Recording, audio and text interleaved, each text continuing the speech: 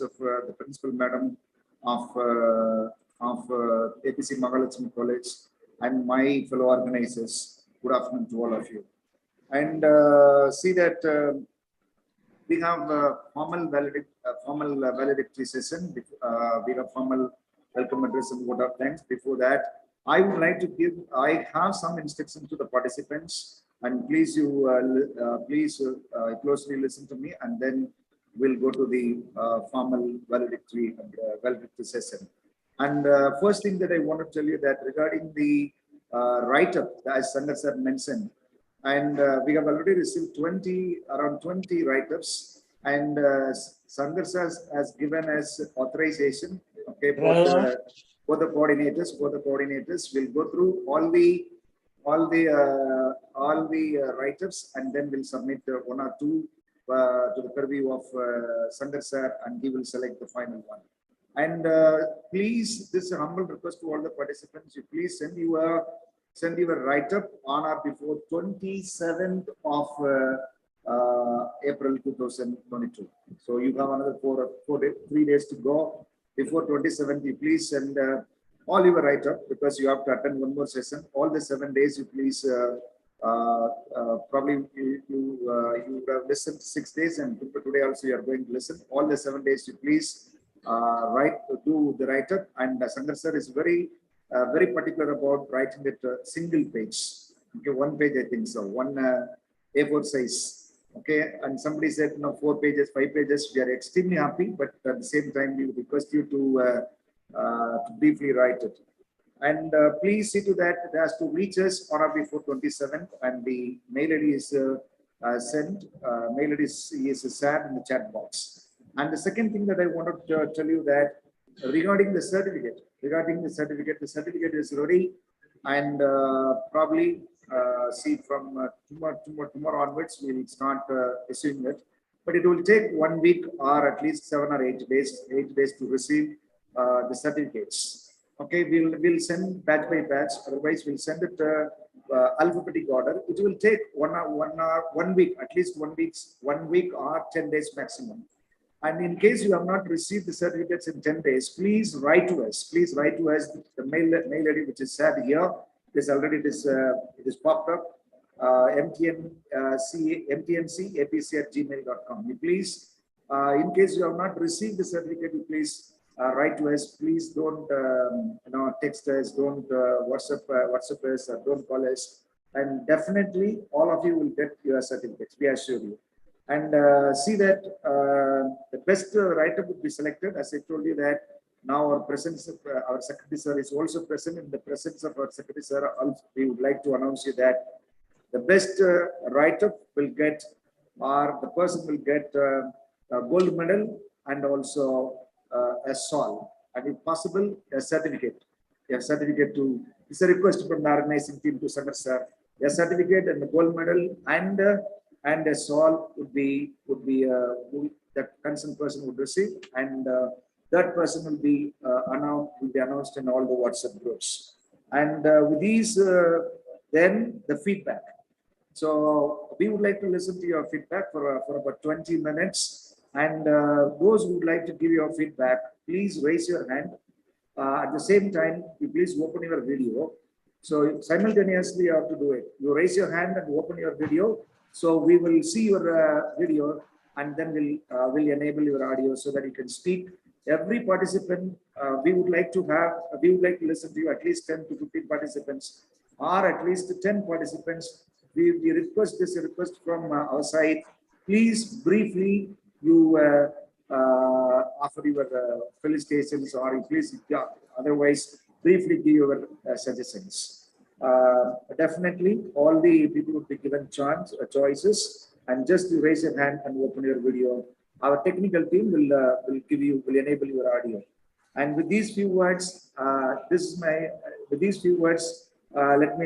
me close the introduction, and I welcome wholeheartedly. I welcome one of the organizing secretaries of this 7-day FTP program, Radha ma'am from A.P.C College and Assistant Professor from Mathematics.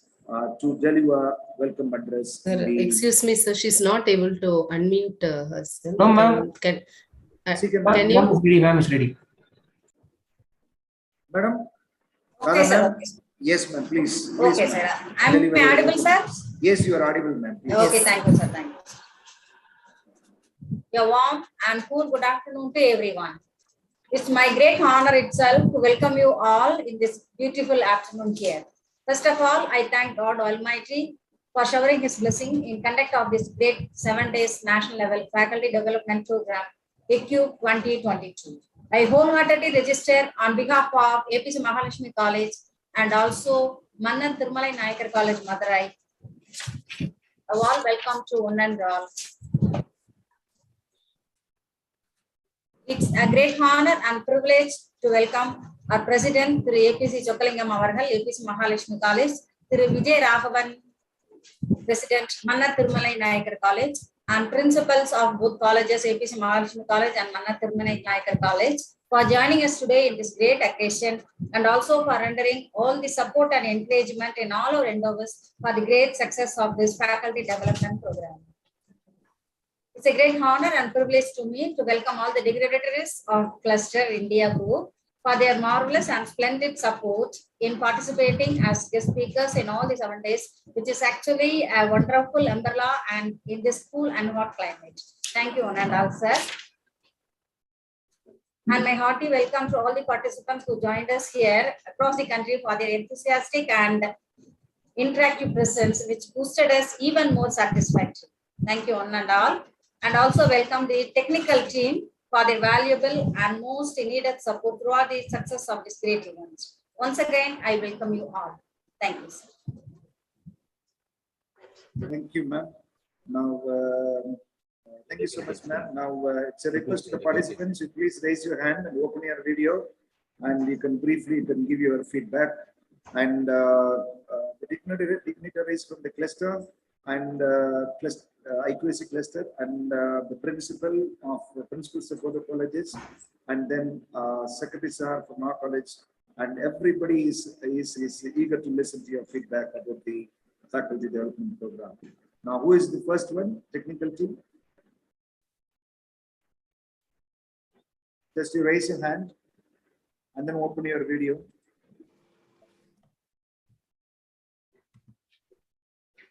Sasmita Panigrahi from Orissa. Yes, yes. Sasmita.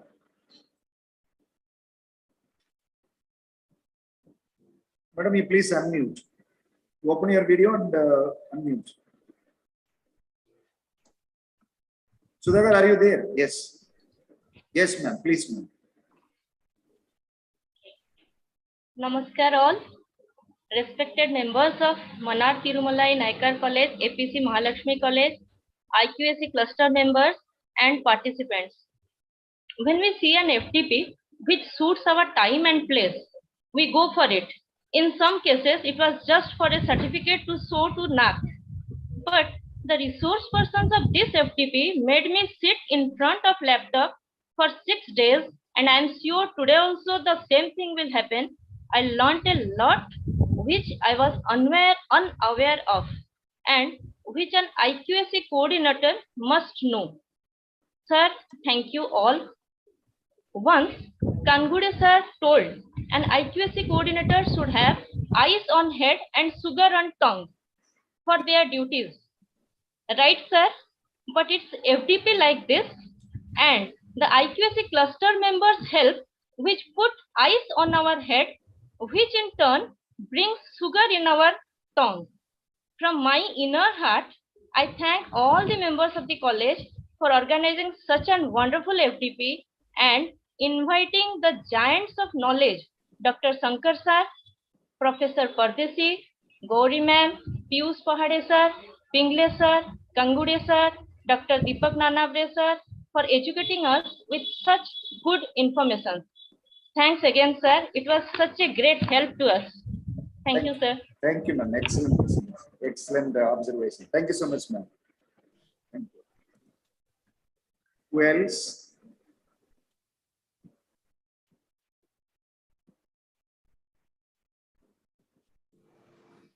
Somebody wanted Somebody posted in the chat box, like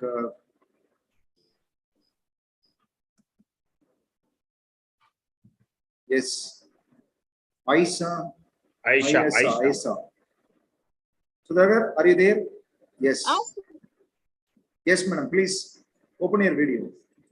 Yes. Video. Okay, sir. Sir, good afternoon to everyone. I'm from Bangalore. So, Bangalore Central University, I'm working as a professor.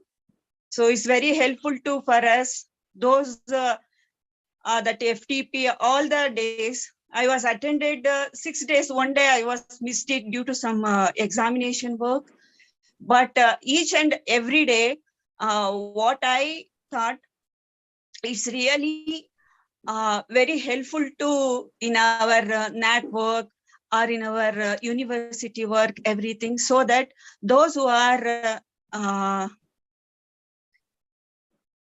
conducted this FDP program, I'm very grateful to that people, sir. Thank you. Thank you, one and all. Thank you, ma'am. Thank you. Thank you.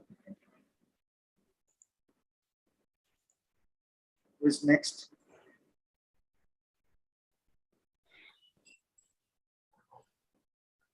Somebody is from PSNA College, and then Kumara Mani, something like that.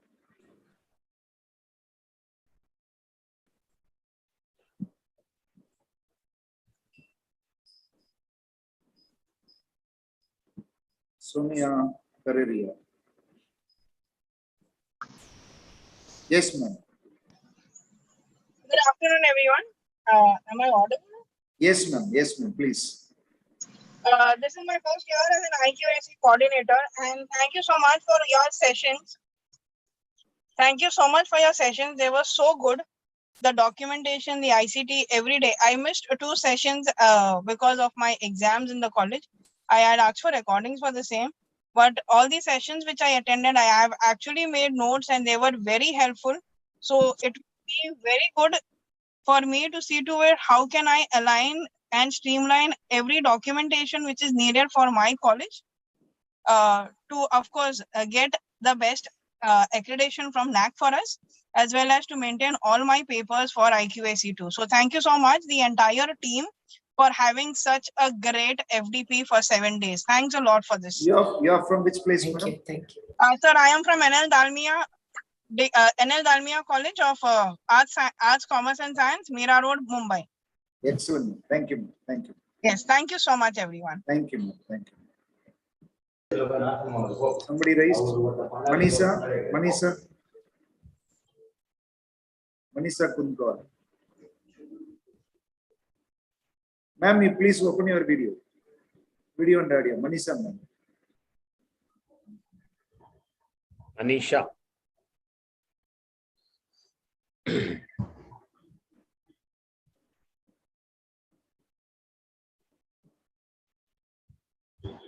Dr. Archana, can you open your video?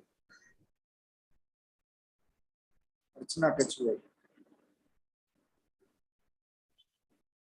There is one more hand raised. Yes. R. Venkatesh. Yes, ma'am. Yes, ma'am. Yes, ma'am. Good afternoon, sir. You introduce yourself. Am I audible, sir? Yes, ma'am. Yes, ma'am. Yeah, this is Dr. Archana Kachwe, sir, from Pune, Maharashtra. I'm attending this FDP from last 6 days. It was very well organized, and the speakers explained all the topics, was very informative, very useful. The first session was conducted by Sankar, sir. It was really very, very, very informative, sir. Sir explained about the NEP, and it was really very nice. Basically, I am from Pune, so I know Pahade sir personally because I am also working as an assistant professor at Shri Siddhi Vinayak Mahila Mahavidyalaya. I have been associated with Gauri Devasthale madam for 9 years. So I know a few speakers personally, and it was really very nice to attend their sessions again in this way. And especially Pingle sir session was very, very nice. Actually, Kangude sir also explained about the policies. We learned a lot from this FDP, and it was really very, very, very well organized. Thank you so much for giving such informative session. Thank you, sir. Thank you, ma'am. Thank you. Thank you, ma'am. Yes, Venkatesh sir. Yes, sir. A very good afternoon to all. I am very happy to deliver the feedback during this past 7 days. Already I messaged to Dr. A. Ramasubaya sir for providing this opportunity, and I have prepared nearly 5 to 6 pages entire documentation of the program based on the second day e-documentation preparation. And the same also I am willing to express through the Zoom chatbacks, but our sorry is not accept my request, so I send the same to our mail ID. And the main program objective, there are 6 objectives I have noted, and the very first one is everyone we should know that all the academic personalities are very well known about the Bloom taxonomy level, and all the 6 days programs are also based on this Bloom's taxonomy. Really, we understand, first of all, we understand the role of IQAC with the faculty and also the students in quality enhancement purpose, and also we learn about the effective e-documentation preparation and also paperless documentation preparation with the effective manner, and also understanding the future of higher education based on NEP 2020 protocols, and also applying and learning the LMS and also ICT tools for the various application purpose, and also we can improve our extension activities and green initiatives to make the sustained developmental activities, and finally initiating the best practices and also policies and procedures to withstand the assured quality outcome from every individual educational institutions. So this equip 2022 FDP program will equip all the participants in the right direction with a full energetic as well as enthusiastic way to reach our goals with the great leadership as well as the good cooperative teamwork aspect. So conducting 7 days of a program with the collaboration of 2 colleges is very difficult, but the very good team of Mannar Thirumalai Naicker College and as well as the A.P.C. Mahalaxmi College faculty members are done. The program is a well and fantastic manner. I'm very happy to participate in this program as well. The same details are emailed to the concerned. Thank you, sir. Thank you, sir. Thank you. Thank you, sir. Who is next? Yes. Admin, who is next? Radhakrishnan, sir. Yes, Radhakrishnan, sir. Good evening to all. Sir, nicely organized. You're from which place? I am Yes, Dr. sir. Radhakrishnan, retired principal of Sri S. Ramasamy Naidu Memorial College, Satur. Yes, sir. I hope President Vijay Ravan sir might have been known to me. Yes, sir. Sir, He's actually, watching you, sir. Yes, sir. yeah, for the past 7 days, I was watching your program. You have nicely arranged. I first thank Presidents Vijay Kumar sir and Sokalingam sir. So Vijay Kumar sir is developing Mannar Thirumalai Naicker College very much recently. In MS University, it was one of the leading college. Then Sokalingam sir also in MS University is very active. So I thank both of the principals also for encouraging the staff members, Ramasubaya sir, Lili Gowda, Radha madam and Lada madam also. So very nicely you arranged it. It will be much useful to all staff members. To the beginners, very new colleges. You have started more colleges newly. They don't know what is IQAC. So you have opened their eyes of that colleges. What is IQAC, how to submit the AQR reports, the essentials of the NAC. So you have very much I appreciate you all. I congratulate you all. So this is very, very essential.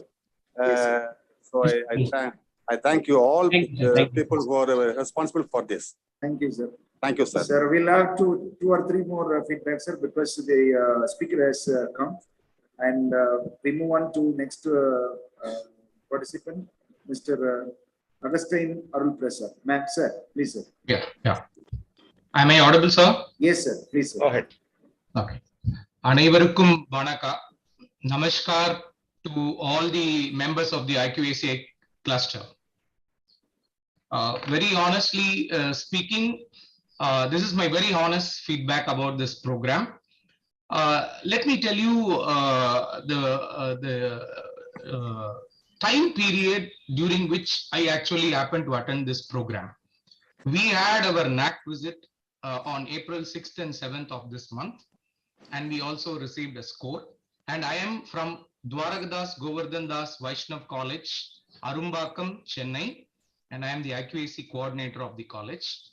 And we recently completed our NAC accreditation, and we had an interim score of 3.44 A+, and we are planning to go for an appeal. And because we found a few setbacks in the DVV, and therefore we are planning to go for it. So this is the juncture at which I happened to receive, I received this brochure of this program. Many IQAC coordinators and the great giants of this IQAC clusters would be knowing the brain drain after the NAC accreditation. So we were actually totally drained because of this entire process in the revised accreditation framework, because our institution is an institution where we have 10,286 students and we have 384 faculty members. We have 40 programs in our college, and it is a huge ocean of data. And in our NAC team, we had around 120 faculty members working for the past 1 year. So the collection of data, the cleaning of data, the processing of data, the presentation of data has been a very huge challenge, especially with respect to the revised accreditation framework.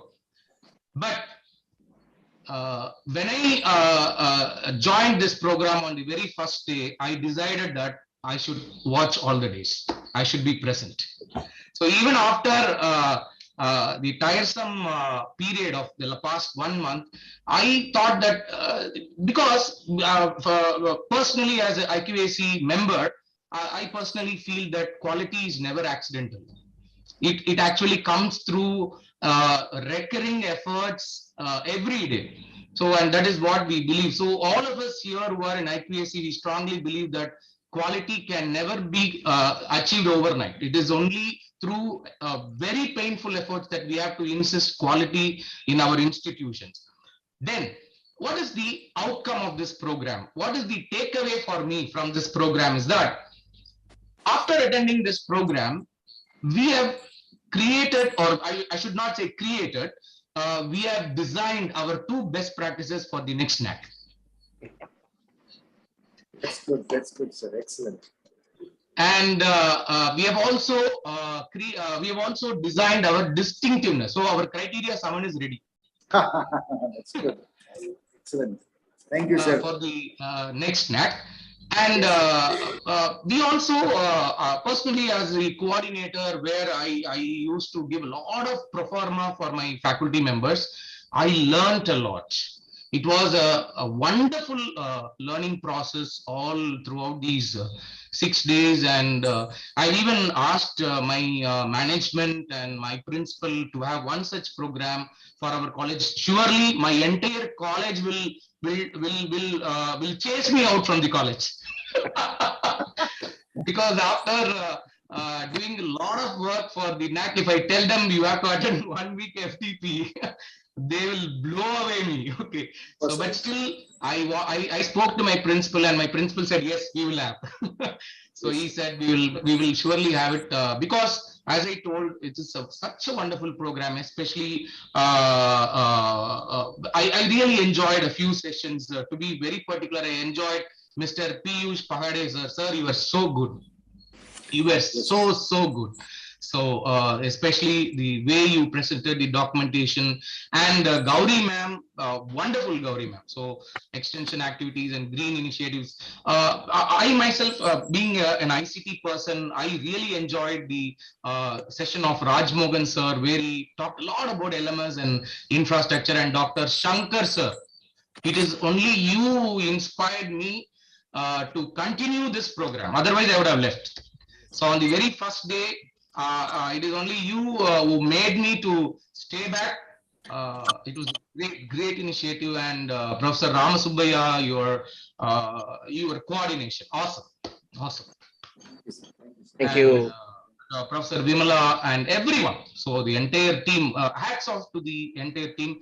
I think you people should be doing a lot of such programs in this part of India, the southern India. Yes, sir. Yes, sir. Yes, sir. In Thank you, fact, sir. we Sure, have thank the you, largest number of A++ and A+ college Thank you, sir. in the entire country. But still, Yes, sir. we want to take this glory forward, and wonderful work. And thank you very much for this opportunity. Both the colleges, Mannar College and the other college, and I'm very grateful, and thank you so much. Thank you very much. Sir. Thank you, sir. Thank you, Thank you, sir. Dr. Prasad, and welcome to Nanaware, sir. Deepak Welcome sir to has Nanaware, sir. come. That is good. Thank you. Thank you very much. Welcome, sir. Yes, madam. Sir has come, and we'll have one more feedback, and we can from move on to the Arun, session. Arun Nagendran. Sir, Arun Nagendran. Sir. Yes, sir. Please, sir. Sir, please unmute, sir. You unmute your mic. Nagendran, sir, unmute yourself. Yes. Yeah, go ahead. Sir, I'm audible? Yes, sir. Yes. Thank you, sir. Sir, I'm Major Doctor in Arun Nagendran, IQAC Coordinator, Tyagaraja College, Madurai. Yes, sir. We actually went through our NAC fourth cycle, and we got A++ with 3.63 out of 4. And to put in a very nutshell, if I have come across and attended this FDP before our NAC cycle, probably we might have crossed 3.9. So such a wonderful thing. For want of time, I am very simply brief. I am very thankful to Dr. Ramasubbayya and Dr. Lily Koda of MTN College and A.P.C. College, and as the peak, Dr. Sankar sir. I came to know about this cluster only after attending this webinar. Yes, sir. Yes, I sir. was very, very, very grateful to you, sir. Madam, may please post link also. Thanks to Ramasubbayya sir and Lily Kolda. Yes, sir. Thank you, sir. Thank you so So much. through them, actually, for we your have association. entered into this cluster, sir. Yes, sir. Very thankful Thank to you, you. thank you, sir. Sir, I thank- this, yes, sir. Yes, yes. Please, sir. Thank you, thank you. And the last participant, madam, Ravi has tweet. Now he has been waiting for a long time. We'll give him a chance, please. Just a minute. Yes, sir. Please, sir. Sir, good afternoon. Very good afternoon, sir. And I want to have a short feedback. I think I want to thank all the organizers and committee members. It was such a valuable FTP for us. And I want to thank even especially for the virtual presentation, the FTP with the virtual presentation, the screening was awesome. And I want to tell you something that actually I'm from Christian College of Engineering in Ottanchitram. Actually, I was joined this FTP first, and my friends, my colleagues, they are not aware of this. So I just shared with them 7 days FTP. Please join it. It's very valuable. And after that, I forgot to join this FTP in a day, and they called me to join this. So that kind of valuable FTP program is. So I want to thank you, all of you, for arranging this kind of FDP. I'm looking forward to kind of FDP in future. Thank you so much. Thank you, sir. Thank you, sir. Thank you, dear brother. And before we go to the session, and we would like to listen to our secretary, sir, and Sankar, sir. Now, just briefly, we would like to listen to them. And probably our secretary, sir, would have been happy listening to all the comments by the participants. Sir, over to you, sir. Over to you to felicitate this valedictory. Please, sir. We could see a cloud. You are on cloud 9, sir. We see a halo around your head. Thank you, sir. Thank you so much. Okay, Ramasubbayya. Yes, sir. At least, interesting feedback. Yes, sir. Particularly, Dr. Agustin's feedback is very good. Yes, sir. and participants. Good evening to everyone. I am extremely happy to know that the faculty development program organized by IQAC of Mannar Thirumalai College and A.P.C. Mahalaxmi College, Thoothukudi, in association with IQAC Cluster India is a great success, I think so. I was told that it was widely reached and well received by 700 participants across the country. Every day, I used to call my college IQAC coordinator, Ramasubaya, and ask him about the speaker, the strength of the participants, and the response. He would give me the details of the discussions of the speaker in the session and the feedback of the participants posted in the chat box. The comments and the response of the participants are too encouraging and to the organizers, I think so. Even the feedback shared here is so motivating to the host institutions. The IQAC coordinators of the two colleges have taken the right decision to organize the program in collaboration with IQAC Cluster India. As the secretary of Mannar Thirumalai Naicker College, I thank all the dignitaries of this great movement working for the cause of quality higher education in India. I especially thank Mr. Sankar sir, advisor IQAC Cluster, Prof. Kanto, Joint Secretary IQAC Cluster, the President, and the other dignitaries of this great forum. The first day, I was fortunate to listen to Dr. Sankar sir's address in travel. And the feedback from our faculty who attend all these sessions, it is understood that a teaching profession is a future would be a challenging one in the light of national education policy and the expectation of the next. It won't be easy as it was in the past, because we followed in the past the conventional system of education. Now we are moving towards ICT type of education. So it is necessary to equip our knowledge. The teachers must equip their knowledge. Otherwise, they will be outdated. It is my opinion. It won't be a surprise. Even if the teachers are assessed and aggregated as a great teacher, A great teacher and a B great teacher. That is why what I ask the teachers is to equip your knowledge. Continue your studies and go depth in subjects. I am in the education in the last 25 years. It is understood that unless there is a committed team in every institution, I won't think that getting a coveted grade in ACT is possible. Every institution is expected to set a benchmark of the institution concerned. I strongly believe that participants have a lot of ideas to carry back to their institution and implement all the best practices discussed in the last 6 days. Finally, do well. Wish you all to excel in all your academic endeavors. At this juncture, I thank the organizing team from both the colleges of IQAC Cluster India for all their efforts and making this event meaningful and great success.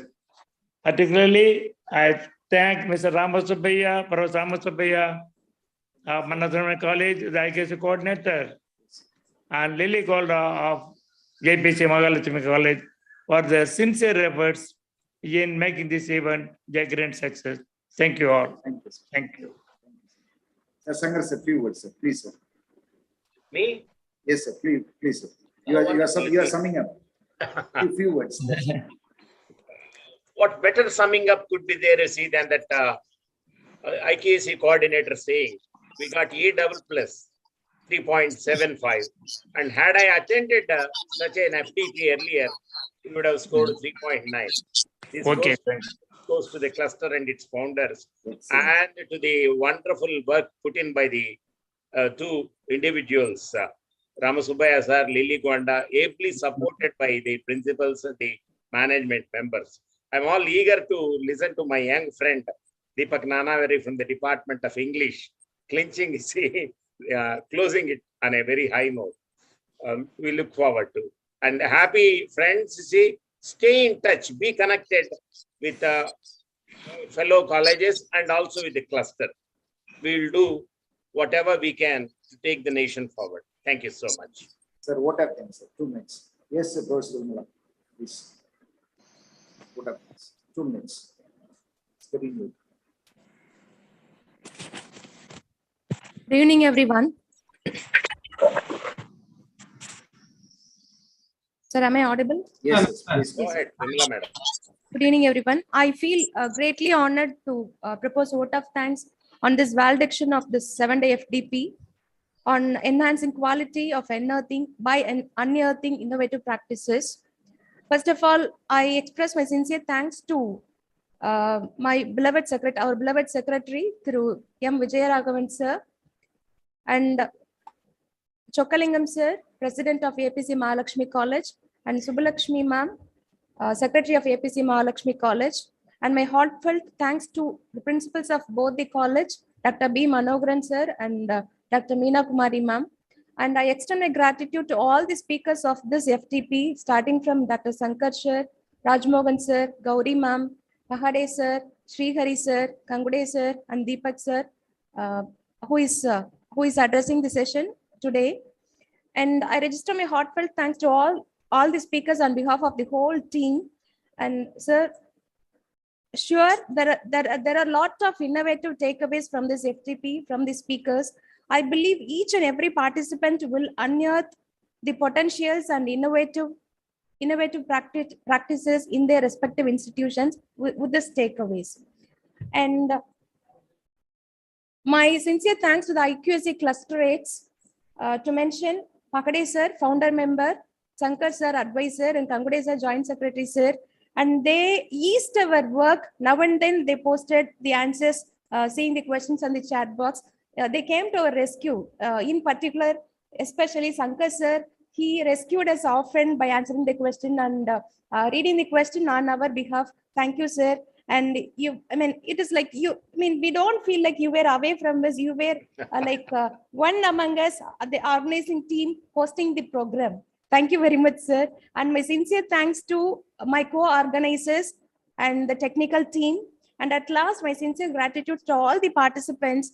Without your enthusiasm and support, the program wouldn't have run smoothly and we wouldn't have landed on our 7th day and the last day of this program. Thank you, everyone. Thank you all. Yes, thank you, ma'am. And over to Golda ma'am, please. Thank you, sir. Good evening once again to everyone present here. On the final day of the FTP, it is my pleasure to introduce the speaker of the day. And as we all know, the success of any institution depends on the consolidated efforts of all the stakeholders. So whatever is done is to be done effectively and efficiently with high standards. So we have a person here, a really good speaker, efficient administrator. A few words about him. Dr. Deepak Nanaware, he is a professor of English and IQAC coordinator and head of the Department of English at DAV Velankar College of Commerce, Solapur. And he's also the trustee of IQAC Cluster. And he has put in 23 years of teaching experience. And he also has a good research experience, having guided 9 students for a PhD, and currently 8 scholars are working under him. He's a member of the Board of Studies, and he enjoys many positions in the academic college council in many universities and autonomous institutes in Maharashtra. He's a writer of many reference and textbooks. He has delivered expert lectures, and it runs to more than 500 seminars, webinars, workshops, and FDPs.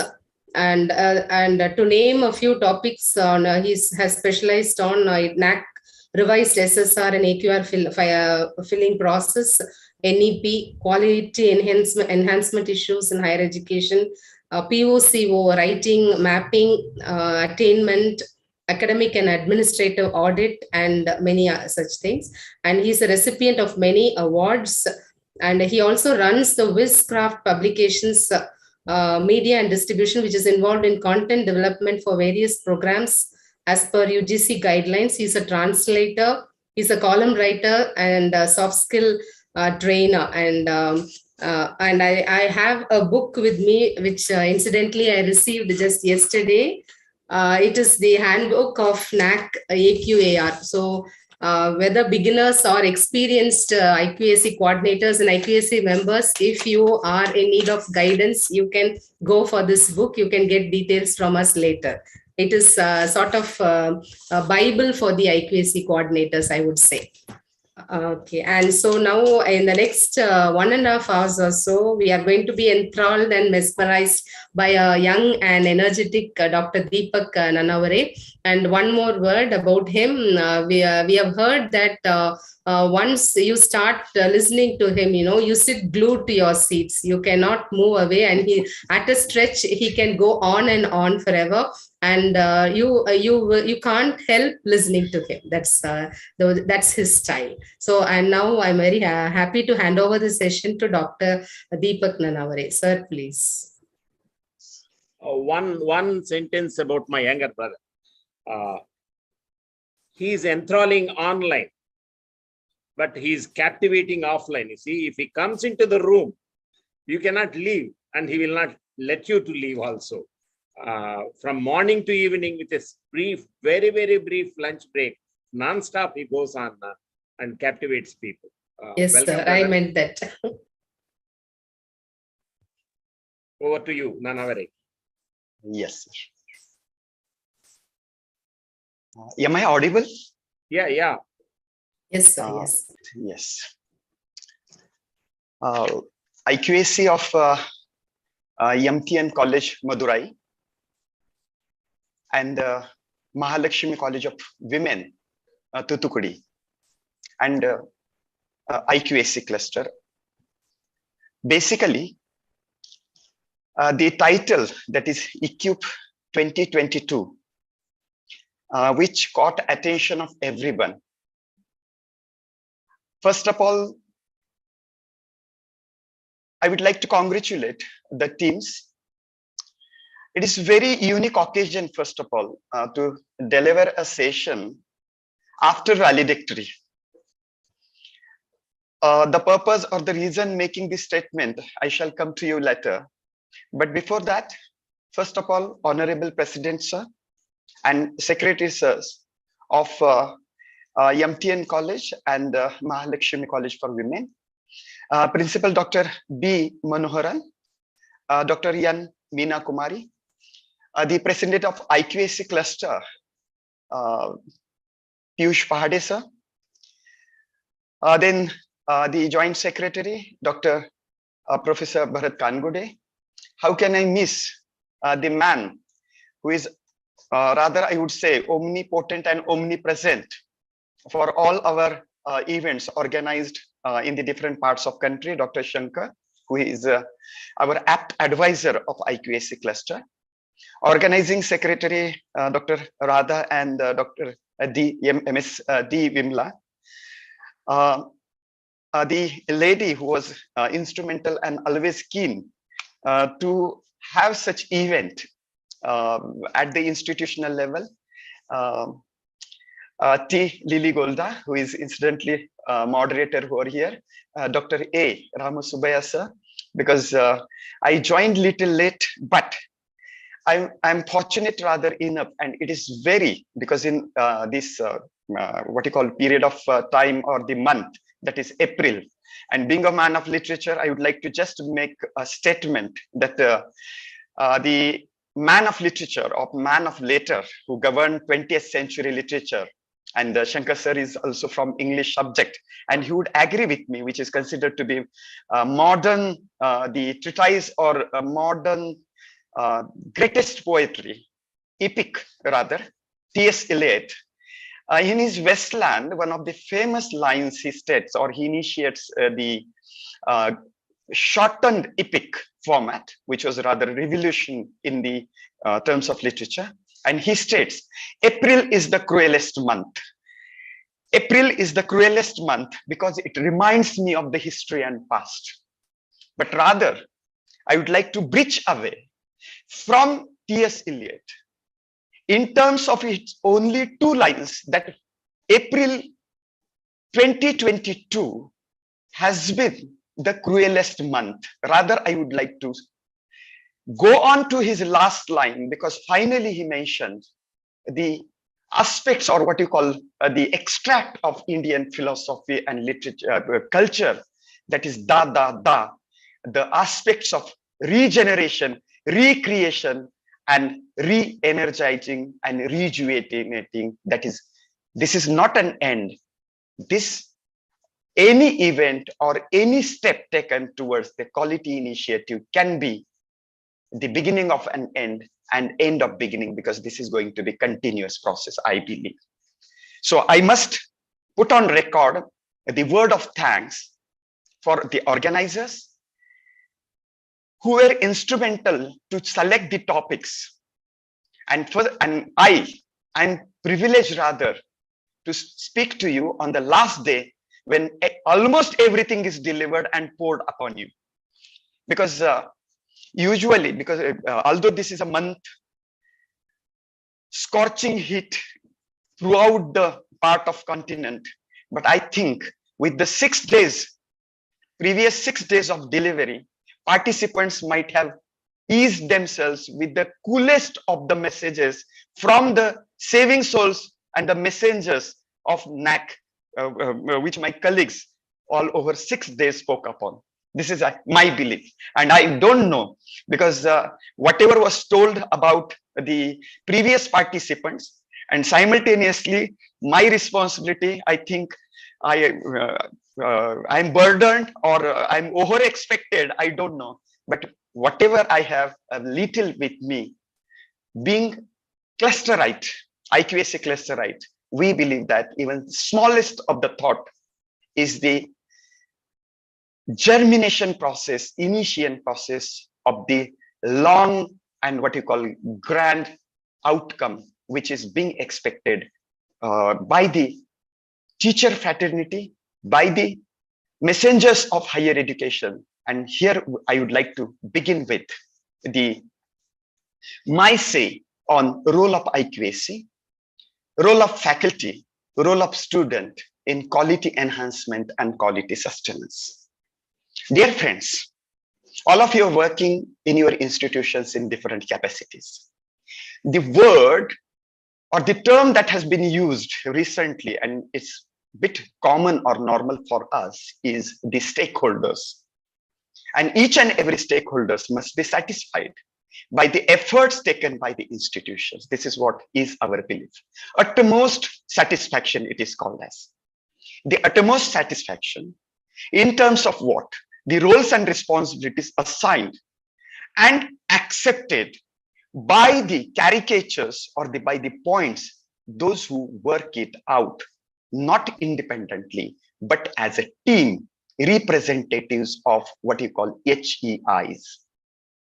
So in this connection, on the very first day, you have had the projection toward the future of higher education in India in the light of new education policy 2020, on which Sankar sir aptly throw, and he has been consistently giving his say or thought process on the subject.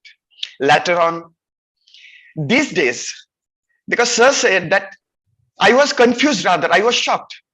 Even after scoring 365 or 364, how can you make a statement that still we are unsatisfied? And rather confused, rather, I'm surprised, and I salute to your enthusiasm. I don't have hat on my head right now, but I just would like to say it in English. Hats off to your what you call eager and quest for quality benchmark enhancement. That never being satisfied is nothing else but realizing or getting an element of awareness towards the quality initiative aspect. This is the fact. So after that, you heard, and with this revised what you call assessment and accreditation process, these days it is said that doing and not documenting is a sin these days, is a crime these days. We go on performing, go on organizing number of programs.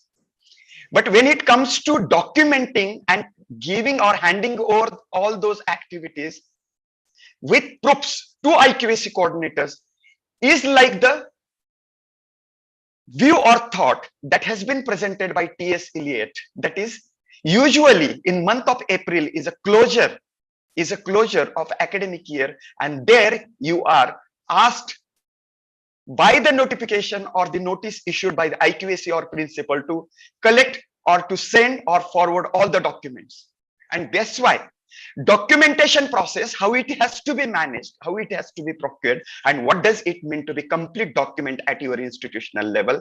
This was also discussed, and how ICT can be your helping hand, and how you can mark or reach to your contemporariness in terms of ICT, let it be LMS or let it be a procurement or what you call processing of all the documents, or maintaining of what you call management information system, that is MIS. You heard on this aspect, and how can not only your extension activities, but each and every activity from all the 7 criteria can be the best practice. How you should proceed for extension activities and how it can be converted into mechanism. See, performing or organizing an activity or being organized as a part of your established or well accepted mechanism is different, and there your policies and procedures have played role. And after you have been poured or delivered this much of information, it is very difficult for me, rather it is challenge for me in today's plan. What am I going to tell you? But believe me, what exactly we are going to do throughout the time which we have been assigned. The costliest thing or invaluable thing which cannot be valued at all in the life of any person or in the society is time. It cannot be purchased or it cannot be sold out.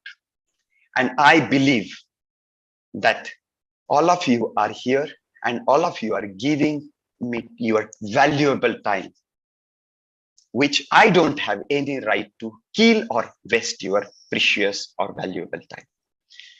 So with this awareness, today's plan goes with some of the theories and some of the basics related to quality parameters. Then we are going to pip in for some minutes related to what you call the principles or aspects related to benchmarking. What does it means? Because recurrently we have been coming across this term, and how one can set certain benchmarkings at our institutional level. And practically with all 96 metrics, what you call the 360-degree aspect or approach, I'm going to have practical say or practical discourse on the role of IQAC faculty and students in quality initiatives. Before we start with this particular picture in cherry red color, always has attracted me due to its freshness due to its richness and the way it has been photographed. And all of you know, this picture is from IQAC, NAC website. If the seeds are sown properly, healthy aspects are being considered. If it is nurtured properly, this is the result and the outcome that we get. And there we come with the aspects of vision. What does NAC expect from us? Yes, A++, 4 is the highest benchmarking that NAC has done. But NAC has always aimed to make the quality as a defined element.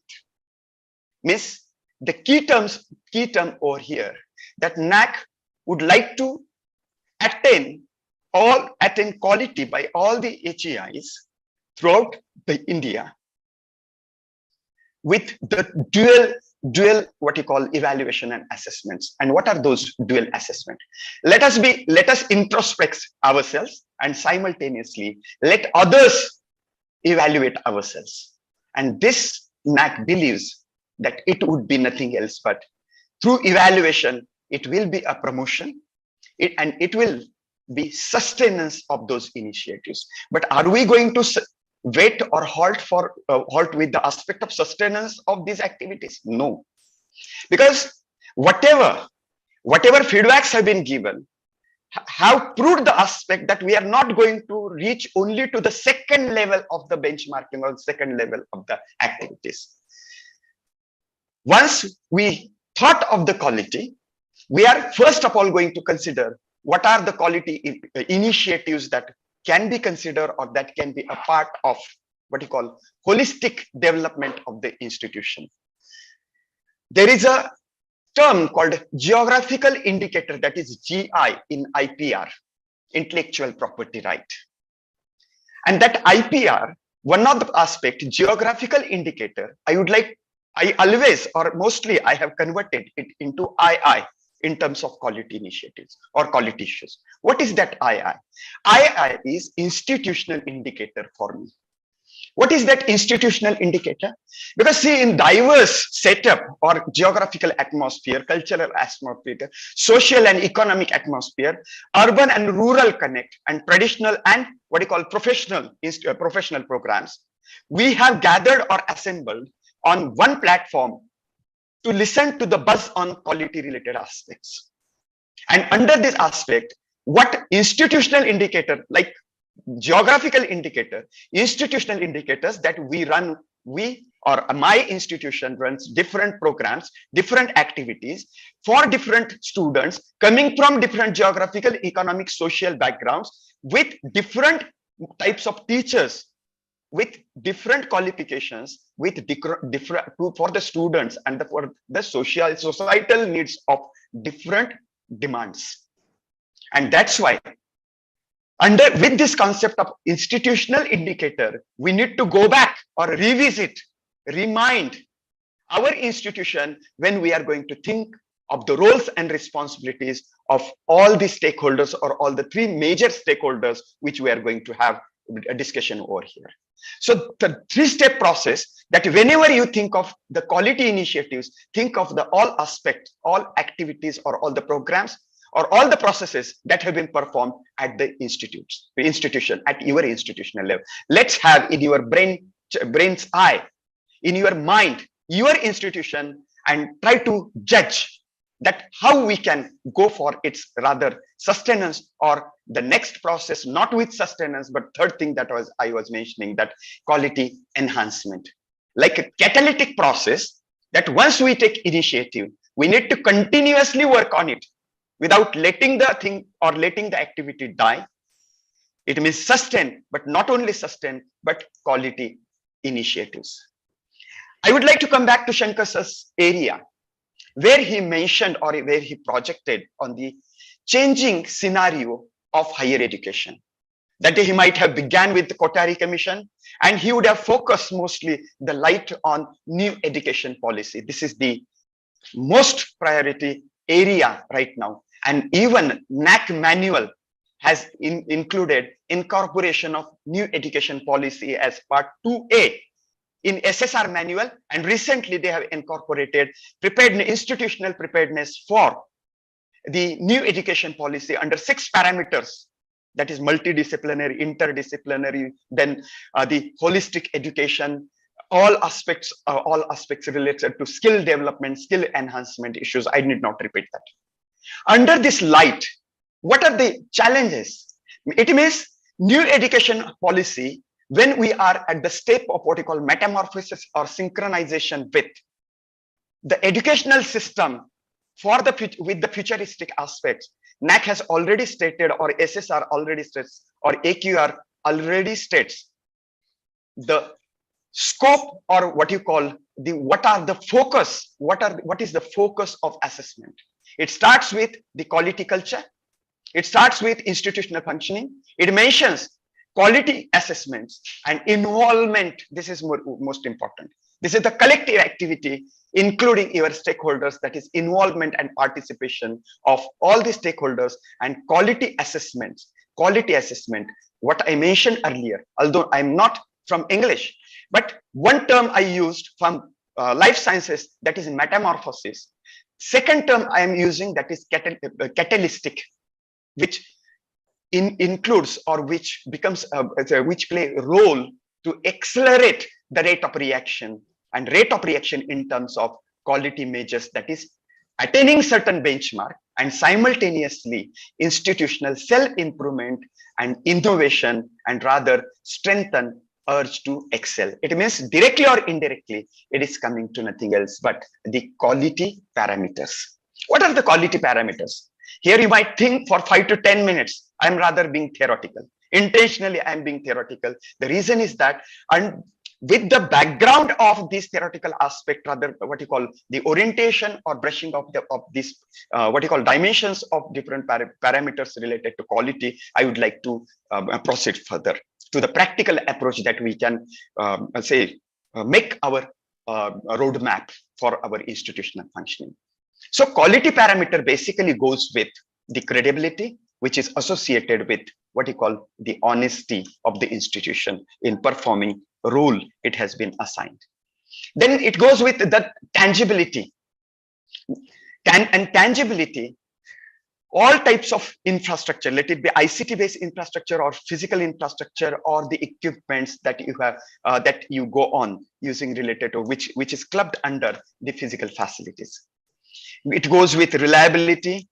It goes with consistency. It goes with responsiveness. Responsiveness towards what?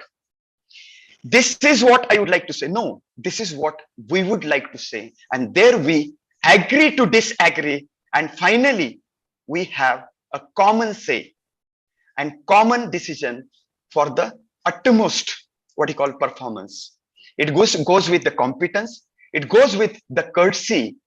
It means consideration of those stakeholders and access and communication. It means reaching out to the beneficiaries and checking their the satisfaction level, and not only checking their satisfaction level, but also with the expressing empathy towards the rather our stakeholders. So this is rather what you call the holistic approach which has been expected related to quality parameters in 96 metrics as parameters of quality. And I cannot resist one of the statements made by the famous philosopher, that is Jacob Bronsowski. What did he say? That we have to move from notions of words as wisdom to action as a wisdom. We have ideas. We have n number of ideas, but instead of expressing ideas, our words theoretically, let us plan it practically and convert them into action. And that is going to be wisdom for the, what you call the attaining or the expectation of the policymakers. And here we come to the defining roles and responsibilities of different stakeholders. I've been asked to talk on the roles and responsibilities of IQAC, then faculty, and then students. But before defining the roles and responsibilities of IQAC, just a glimpse over WH of IQAC. What does IQAC mean? That is Internal Quality Assurance Cell, which is basically responsible for setting up IQAS, that is Internal Quality Assurance System, which directly might have taken you to criterion 6 related to the governance and leadership. So when we talk of IQAC of our institution needs to be operational first of all. If at all you claim that IQAC, your IQAC would like to see to be in a performing position, it needs to be operational on the ground that the activities are being planned, activities are being monitored, not only related to academics, but the curricular, co-curricular, extracurricular, administrative, it means all the areas that has been functional or that have been practiced by the institutional. And IQAC meet occasionally as per expectation by NAC, that is operational. Not only meetings, regular meetings are held, but simultaneously it is documented, it is minuted, and not halt at minute, but also IQAC mentions action taken in its report. It means whatever has been planned and agreed upon that has been practiced or implemented in the form of action taken report, it is mentioned or it is documented. It means first feature of IQAC that various IQAC is formed with the representation of all the stakeholders, I know, starting from governing council or top management to the student and even our past students, industry and society also. So they occasionally meet at certain frequency of time, and they are operational for the institutionalization and internalization of quality initiatives related to all aspects. And that's why IQAC is believed to be nodal agency for coordinating quality related activities. It means you can believe that at many occasions in Karnataka at one place when I spoke on this particular aspect, finally the innocent question came to me, sir, I'm being told consistently to continue as IQAC coordinator, what it benefits me as a teacher to be an IQAC coordinator. And my response to him was that although you are considering that nothing has been benefiting you directly in terms of monetary aspect, but you are one of the core members of the planner and implementer of, or what you call guiding soul of your institution, which is working or which is functional in the terms of what you call the fulfillment of vision and mission statement of the institution. Further, IQAC brings the sense of belongingness and participation. Sense of belongingness and participation because it is the coordinating agency or coordinating committee or coordinating cell. All of us know that we have been expected to prepare our academic calendar. An academic calendar which is being prepared well in advance, which includes all the activities that have to be performed throughout the academic year.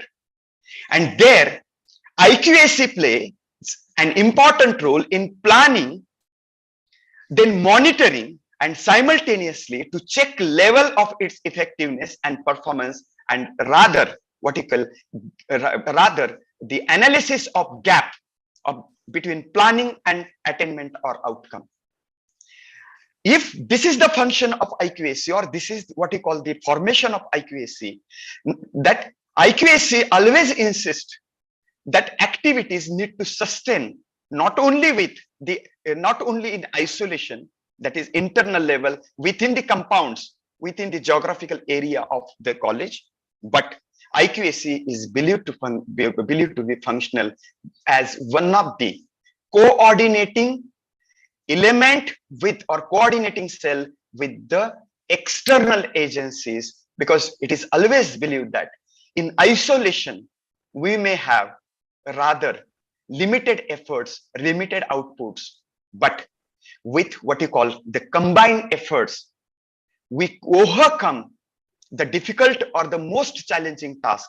Because what happens is, previously it was questioned, it was argued that our curriculum, the syllabus that we prescribed for our student has gap with the requirement of the industry. And right now, you can observe that through IQAC efforts or through the formation of BOS, this has been mostly overcome because many institutions or many universities have inducted the industry representative in their syllabus framing bodies, and if not, the feedback on curriculum delivery has always been taken by the institutions related to the satisfaction level, not only from the students, but even from society, as well as most important representation, that is industry. And that's why IQAC is responsible for developing mechanism, basically, and to facilitate and participative or outcome as the participative unit of the institution. It means a vehicle.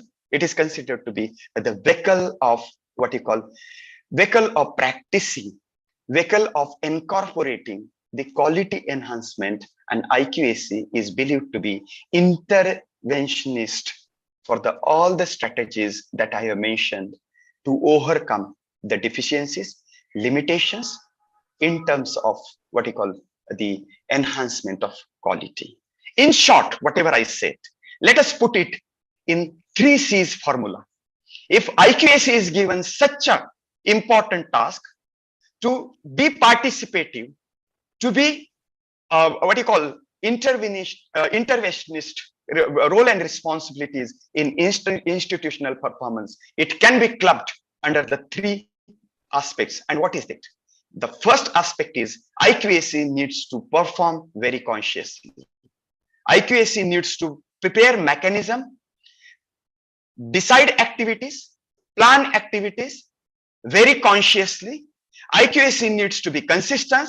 IQAC needs to be catalytic. And this is going to lead to the holistic academic development of the institution through the culture, work culture, which is called as internalization and institutionalization of quality initiatives. Not only quality initiatives, but before that, we need to accept all the stakeholders, all the cells, all the governing bodies need to accept the importance of IQAC, that IQAC has not been only one of the another cells, another committees of the institute, but it is the cell that needs to be percolated in each and every program, each and every activity that has been established or that has been practiced at the institutional level. And that's why IQACs need to give its fruitful contribution as the constituent of the institution through the planned participation. So from this theoretical aspect, let us come to our day-to-day activities. How IQAC plays a role in development of quality initiatives. Theoretically, it is said that IQAC is responsible for benchmarking. It means to develop development and the application of quality benchmarks. Let us go back to the term what you call the benchmark. What does it mean? Let us understand it very simplistically. The benchmarking is nothing else but what you call the process of comparison. Setting certain target, setting level of certain marks. Say, for example, we have designed that 60% is the first class. Setting a target of 60%, setting a target of A++ is nothing else but benchmark. If it is considered in means of the feedback to the excellent level of excellence. It is the process of comparison in terms of what? Once processes and performance of metrics to the best practices among the peers. among the peers in what? Sir, you told that you have 364. Certainly, you have set certain benchmark for the institutions and the colleges, not only imparting their educational services in your geographical area, but throughout the countries.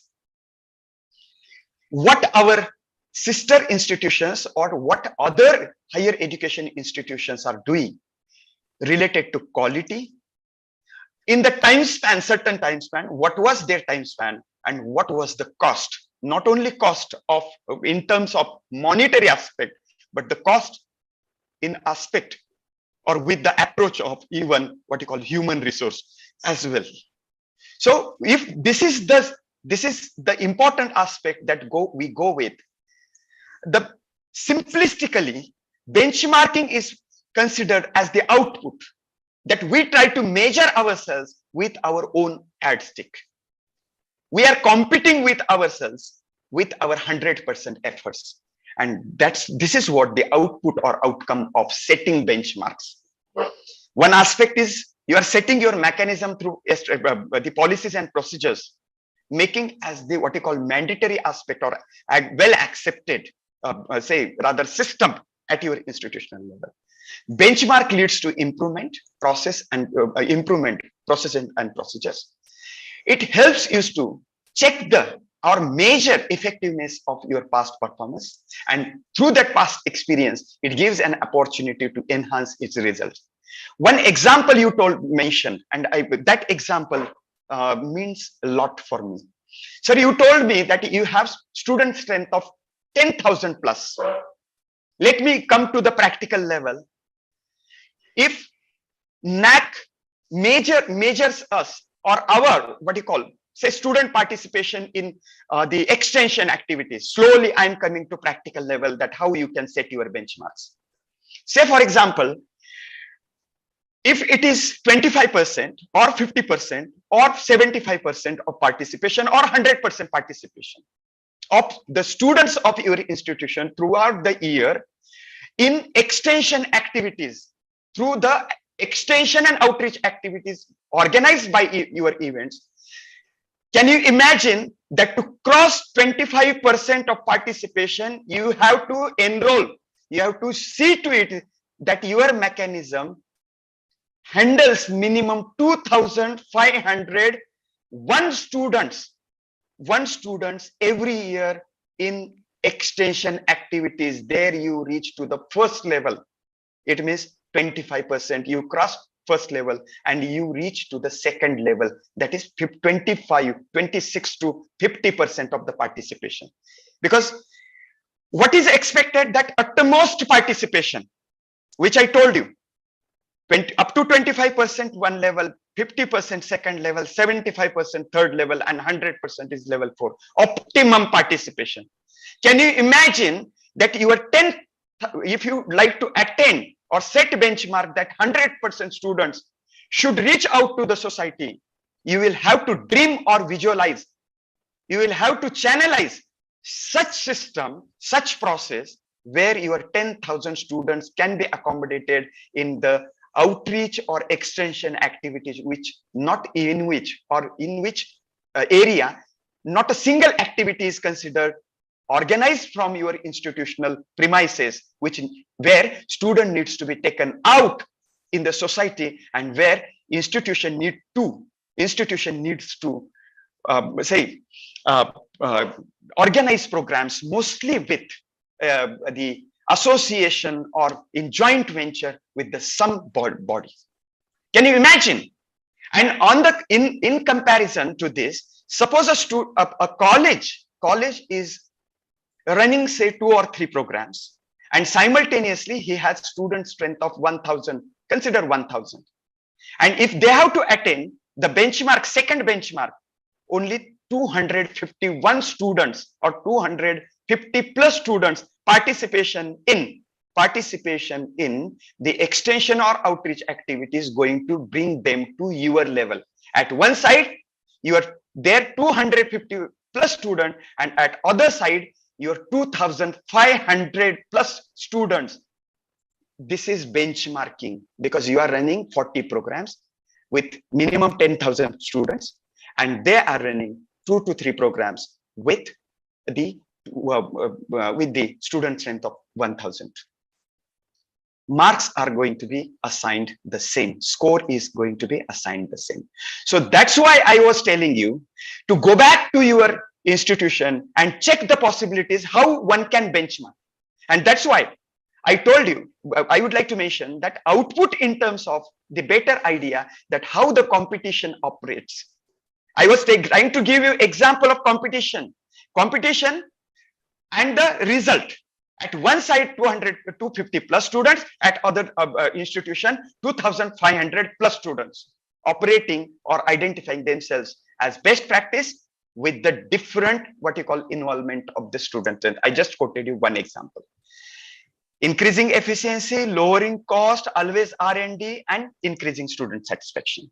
But the most important aspect, apart from benchmarking, where you focus yourself or where you place yourself. Benchmarking is nothing else but you place yourself that suppose there is an aspect of what you call this giving scholarships to the students. What is going to be your benchmark? How many students are going to be benefited with the scholarships? I'm referring to criterion 5, 1, 2. We have been asked the institutional scholarships or scholarships of non-governmental organization. Say for example, again, if you'd like to go to or reach to the level of highest, you can check your number of students and the number of students benefited or the supported through your efforts. And that is nothing else but benchmarking through the well-established mechanism.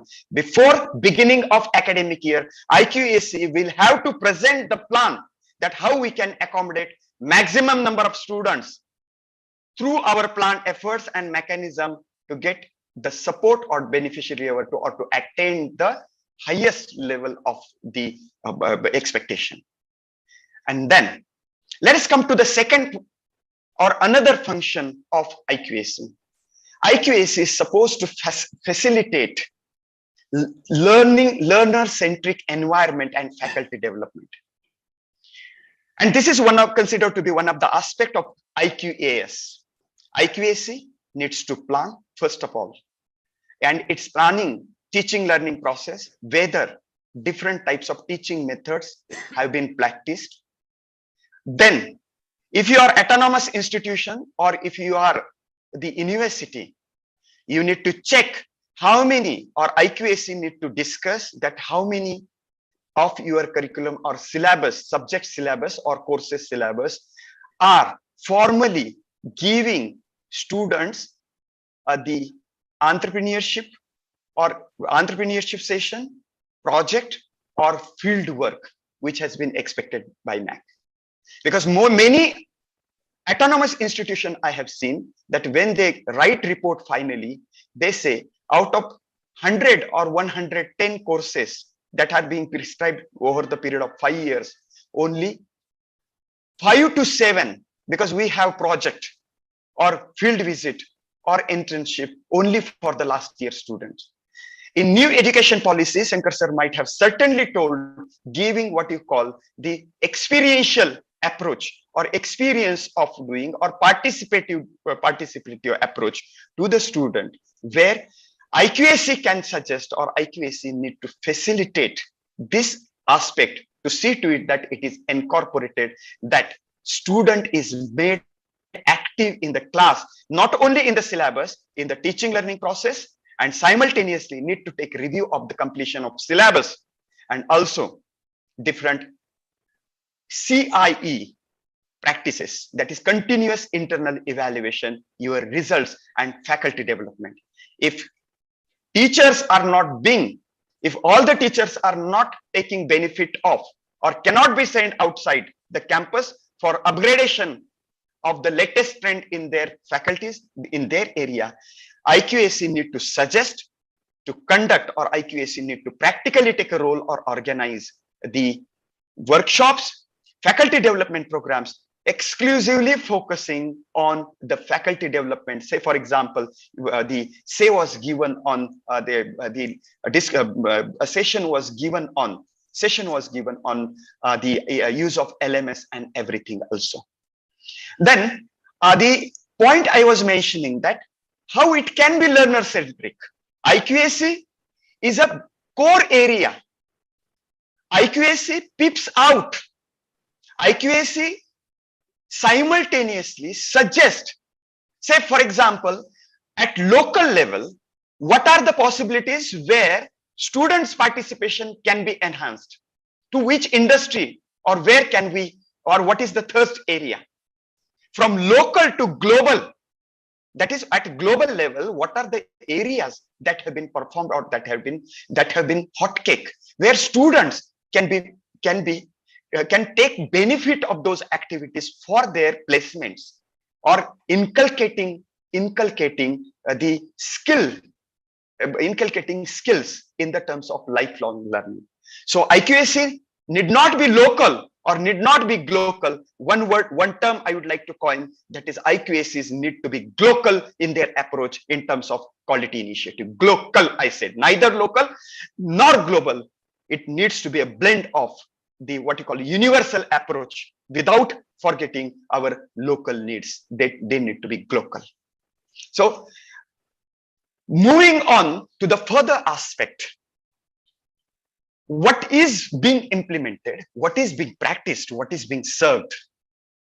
This new approach of quality parameters gives us to know ourselves, or what you call the depth of or reception of our approach in terms of feedback.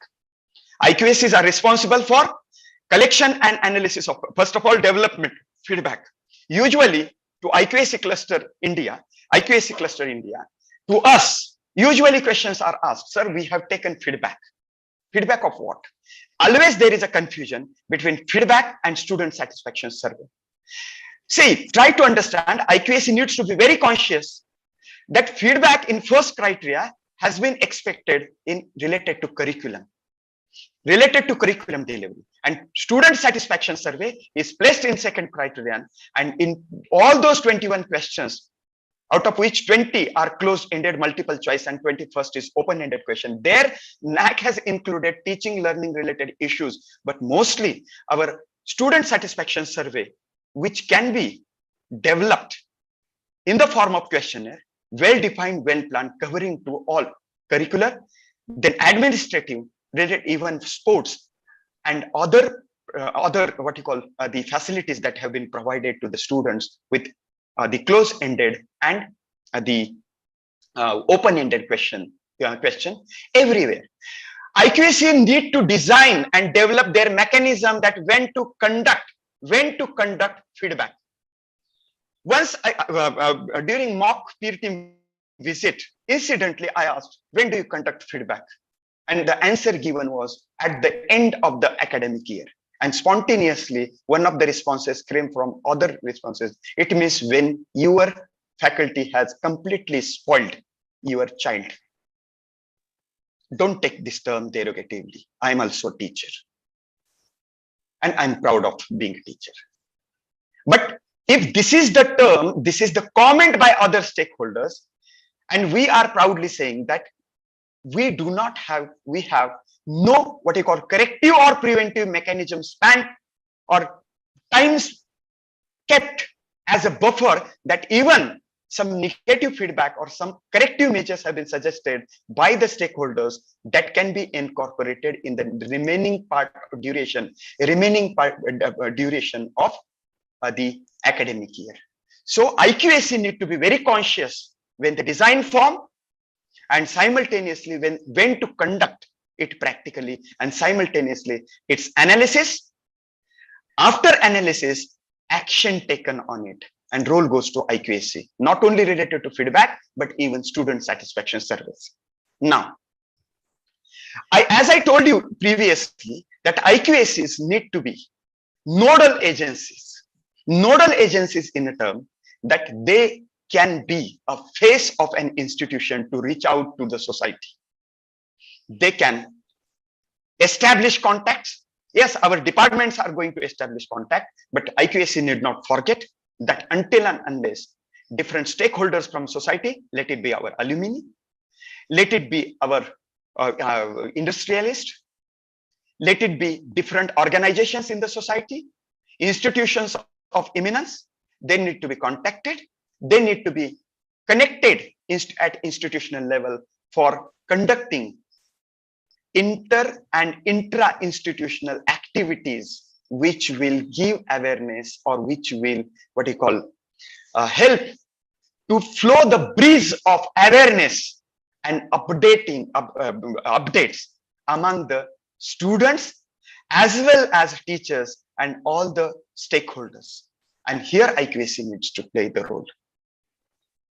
The statement made, an entire session that has been spent by Piyush Pahade sir has given you the importance of documentation, because role of documenting.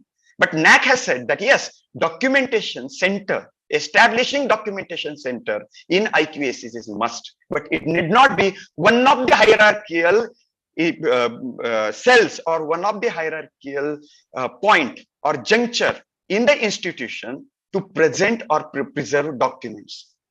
Why documentation? Because IQAC runs very consciously, taking review how far is the emphasis or how far is the reach or how much is the outcome of the activity. And that's why until and unless the participation of the student is known, number of activities conducted, number of outreach, percentage of results, everything is communicated to IQAC, it is not going to be possible for us to confidently and comfortably to mark out our benchmarks or to check its attainment.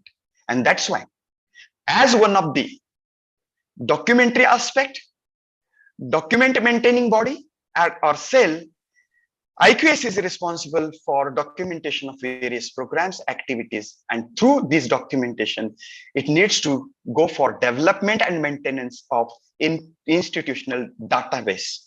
And it is nothing else but directly or indirectly, it is MIS, Institutional Management Information System. For the practical example, you may agree with me that some committee would have certain immediately approach to you to your institution, and if there is a requirement of some immediate information, principal might have called IQAC coordinator and asked him or requested him to present the data or forward the data immediately. Why? Because principals are now confident and principals are aware that if no way, then IQAC, my IQAC has the database, and which is authentic database. And that's what I'm trying to present over here, that IQACs need to prepare the plan that when, on what occasion, after how much of time of the activity, that particular cell is expected to forward the data or forward the document to IQAC, not at the end of the academic year. Because usually what happens, out of my experience, I am telling, with high enthusiasm, I organize the program. On the day of program, it is bit tiring for me. And after the program is over, everybody compliments me that it was highly successful, like this present FDP. Then I go back, come next day, I decide to prepare a document, but on the next day, my priority of work might be different. And when, after some months, or after some days, after some weeks, if I'm requested for a document, I visit or I check my cupboard, my table, and unfortunately, I might see that the student signatures or the participant signatures pages are missing, and only 8 to 10 copies of invitation and table programs are there. And I'm being expected. If I have taken photographs, geotag photographs on my cell phone, and unfortunately, if my cell phone is being formatted because of virus issue, I might have lost the photographs, geotag photographs. And there, although I am one of the enthusiasts to consistently and constantly organize number of activities, I rather try to avoid my IQAC coordinator from the day or from the duration when the circular is being received to submit the activities and their reports along with the supporting documents. The reason is that the awareness or the time span was not created. And as an individual, I might have taken it lightly that I may do it at any another time. And that's why IQACs need to decide the span to each and every cell, each and every committee, and each and every area, how and in which mode and in what format the activity reports along with the documentary support are to be forwarded to be stored in MIS of the institution, so that it can be, the progress can be checked upon. If they are lacking, if certain activities are are not being conducted, they can be rearranged, revised, and we can affirm or assure ourselves that the activities are conducted reaches to certain benchmark of what you call 4th level of attainment. And if not, then we go on shouting that the activities and so are not being registered. Whom to blame upon? And that's why IQAC needs to perform this particular role. Moving on the next, that is selection of the best practices. I need not speak much on it because already Shrihari sir has thrown light and I have read the feedbacks of it. But IQAC is the major cell where the best practice selection, best practice organization, or what you call through which programs it has to be practiced, and its emphasis and outcome has been discussed in IQAC, and it is being monitored by IQAC. Academic and administrative audit, gender audit, energy audit, and so on. Minimum 6 audits mandatorily have to be conducted by the institution. Who plays the role? Role has to be played, or lead has to be taken by IQAC. Not only that, but many of your institutions have also gone for ISO. Not only ISO, but even international audits also. So IQAC, through its understanding of the institutional strength, needs to plan for the periodical conduct of various audits, and whatever suggestions have been received, IQAC needs to see to it that they go for compliance of the suggestions for when they are facing the next cycle. Not only that, but after peer team, whatever suggestions have been received by NAC peer team members, officially we need to see through IQAC that those suggestions have been incorporated and we can satisfactorily give the compliance of it.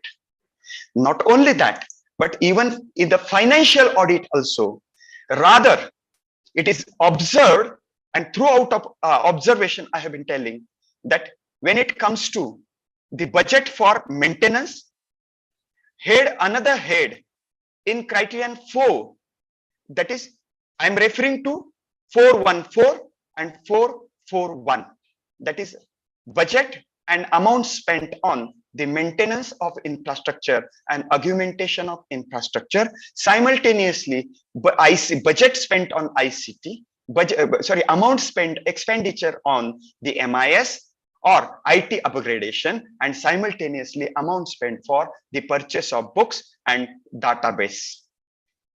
What usually my experience is, because number of colleges go on sending their say rough or primarily prepared SSR or AQR for what you call third-party observation to me. What I have observed is that certain heads are not being represented or being reflected in their audited statement because their budgets are not being prepared. Entries are not being reflected. Entries are not being reflected in the audited statement. Let me quote one of the examples that in one of the institutions, alumni contribution in 5 years, that is above 5 lakh is the highest, that is level 4, all of you know. Institutions somehow could show it to the second level because they have had a gap in it. Nobody has told students, not to give nobody had discouraged their part students because their past students had purchased smart classroom equipments at their own level, and they had handed over to the institution which have had cost more than 6 lakh. But it was not in the form of monetary help, monetary support by the past student, because nobody had told, or IQAC might not have suggested the institution to suggest alumni to hand over or the transferred amount to the institutional account and let institution, according to his letter or request, to utilize that particular amount for that particular objective. And another head which they had claimed 75,000 amount was entered or was reflected in the audited statements under the category miscellaneous or others, miscellaneous and others, and NAC rejected that amount, considering that miscellaneous they did not accept the claim of the institution that miscellaneous receipt or the collection of 75,000 is exclusively by the past student. They had even attached the letter also, but under the head that was mentioned in the audited statement or that was entered by the clerk while accepting the amount, because it went on differently, the institution was at loser's end. Intentionally, I'm quoting these examples. So in financial budget also, we need to be very conscious that budgets and audited statements, certain heads have been expected, and one needs to be very consciously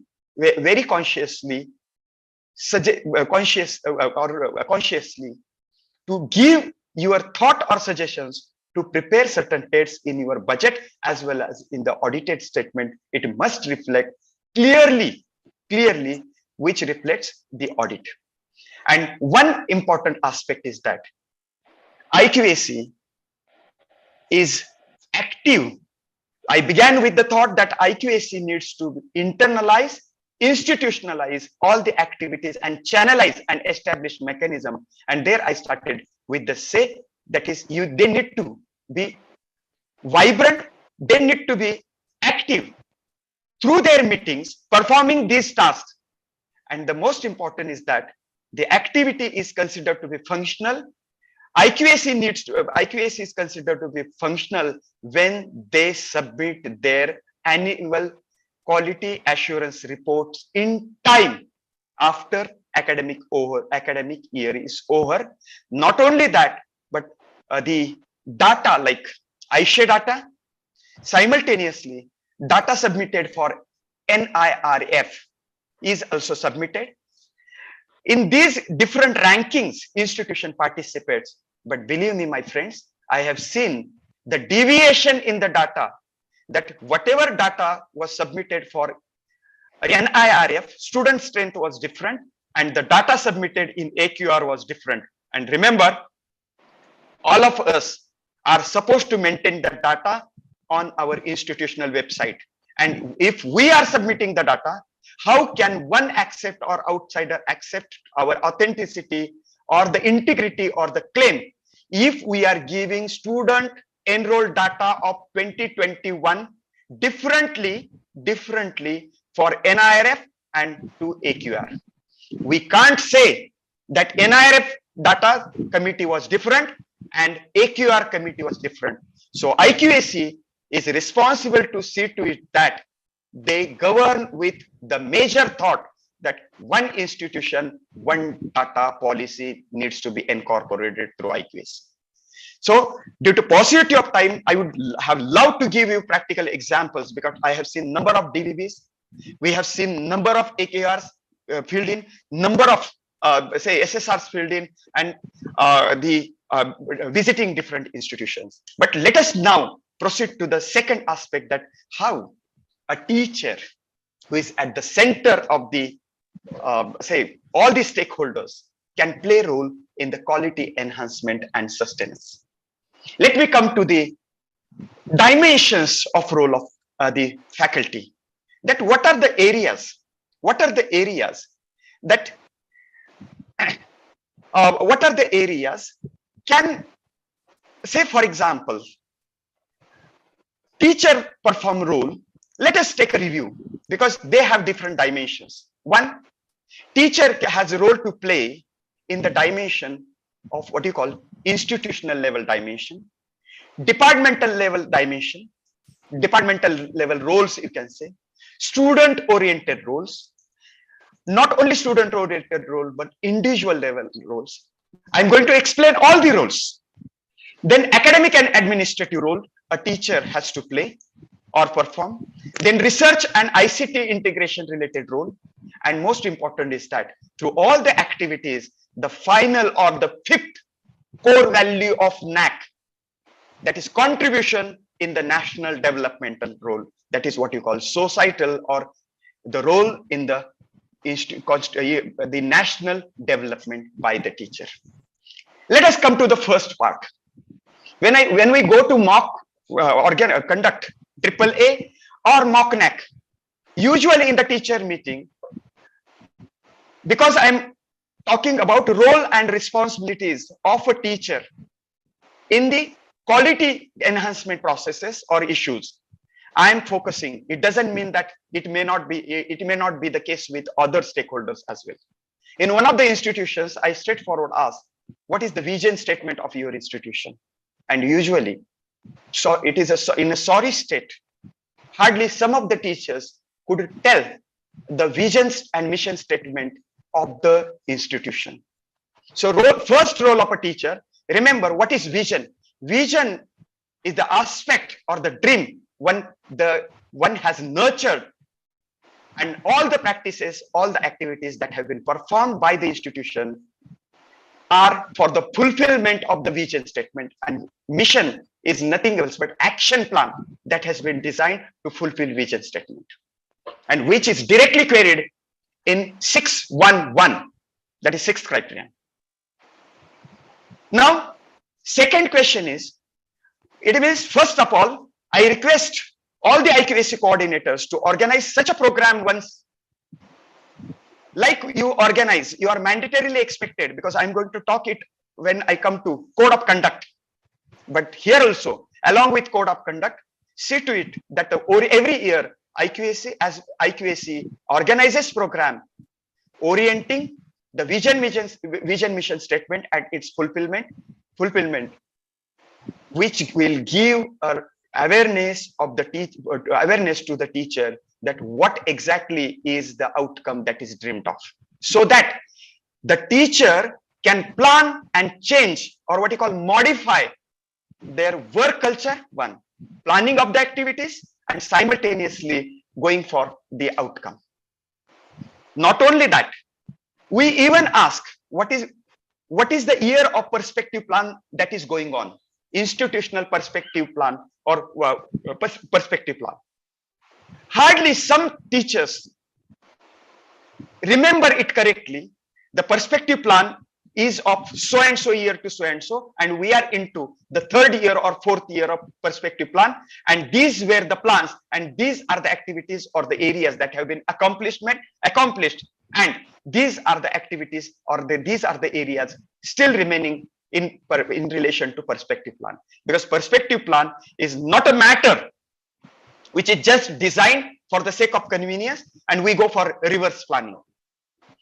Perspective plan is prepared in tune with vision and mission statement, and this needs to be reminded by every teacher to perform or to understand responsibility they have to shoulder on the institutional platform. The most important part is a teacher has the role to remember code of conduct and ethics, because your institution has designed code of conduct, and in the code of conduct, let it be the source from UGC's Amrut Pravaha or seventh pay scale role and responsibilities, stating role of teacher. One of the role of teacher is most important, that they understand and accepts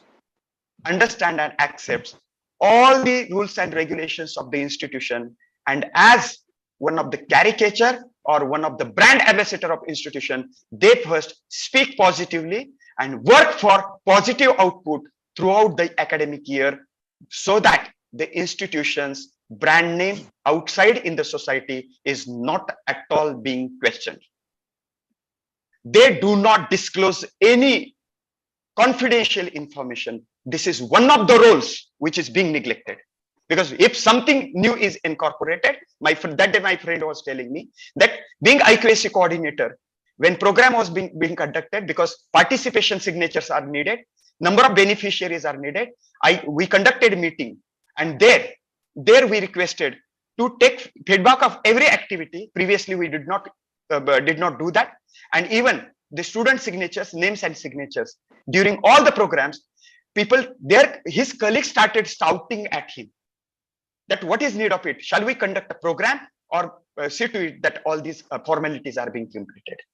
Now, because of this issue, they might not have been communicated properly, or the gravity of or seriousness of it. But what happened?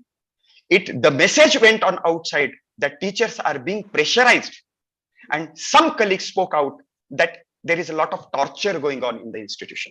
I'm rather putting negative side. So sorry if I'm rather harsh on the issues. But in day-to-day program, see, not outsiders, sometimes insider, being insiders, through us, there might be some negative statements. Rather say, instead of some positive statement, negative statement might have been converted into lewd statement, which might hamper to the brand.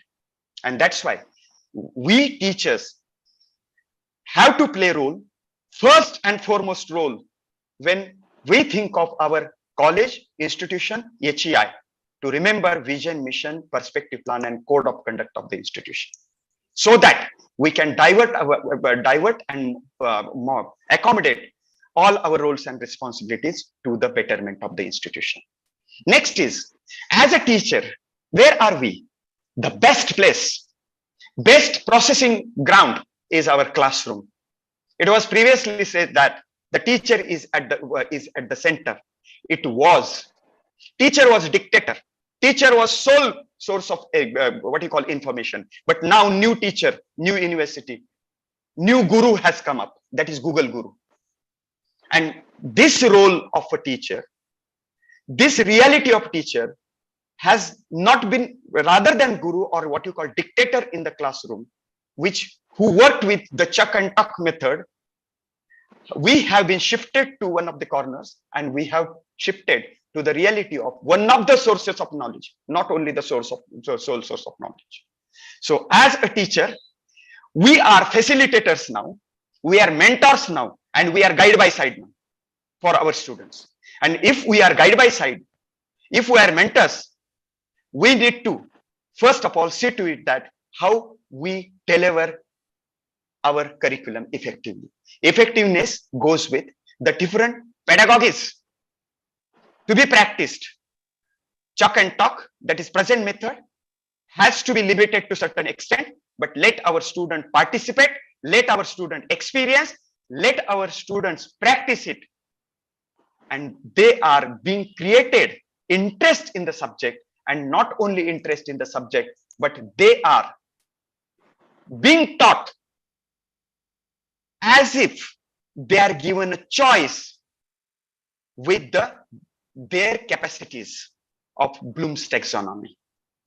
When you think of curriculum delivery, start from remember level, understand level. In remember, they are able to recall the fact. In understanding, they just understand the concept.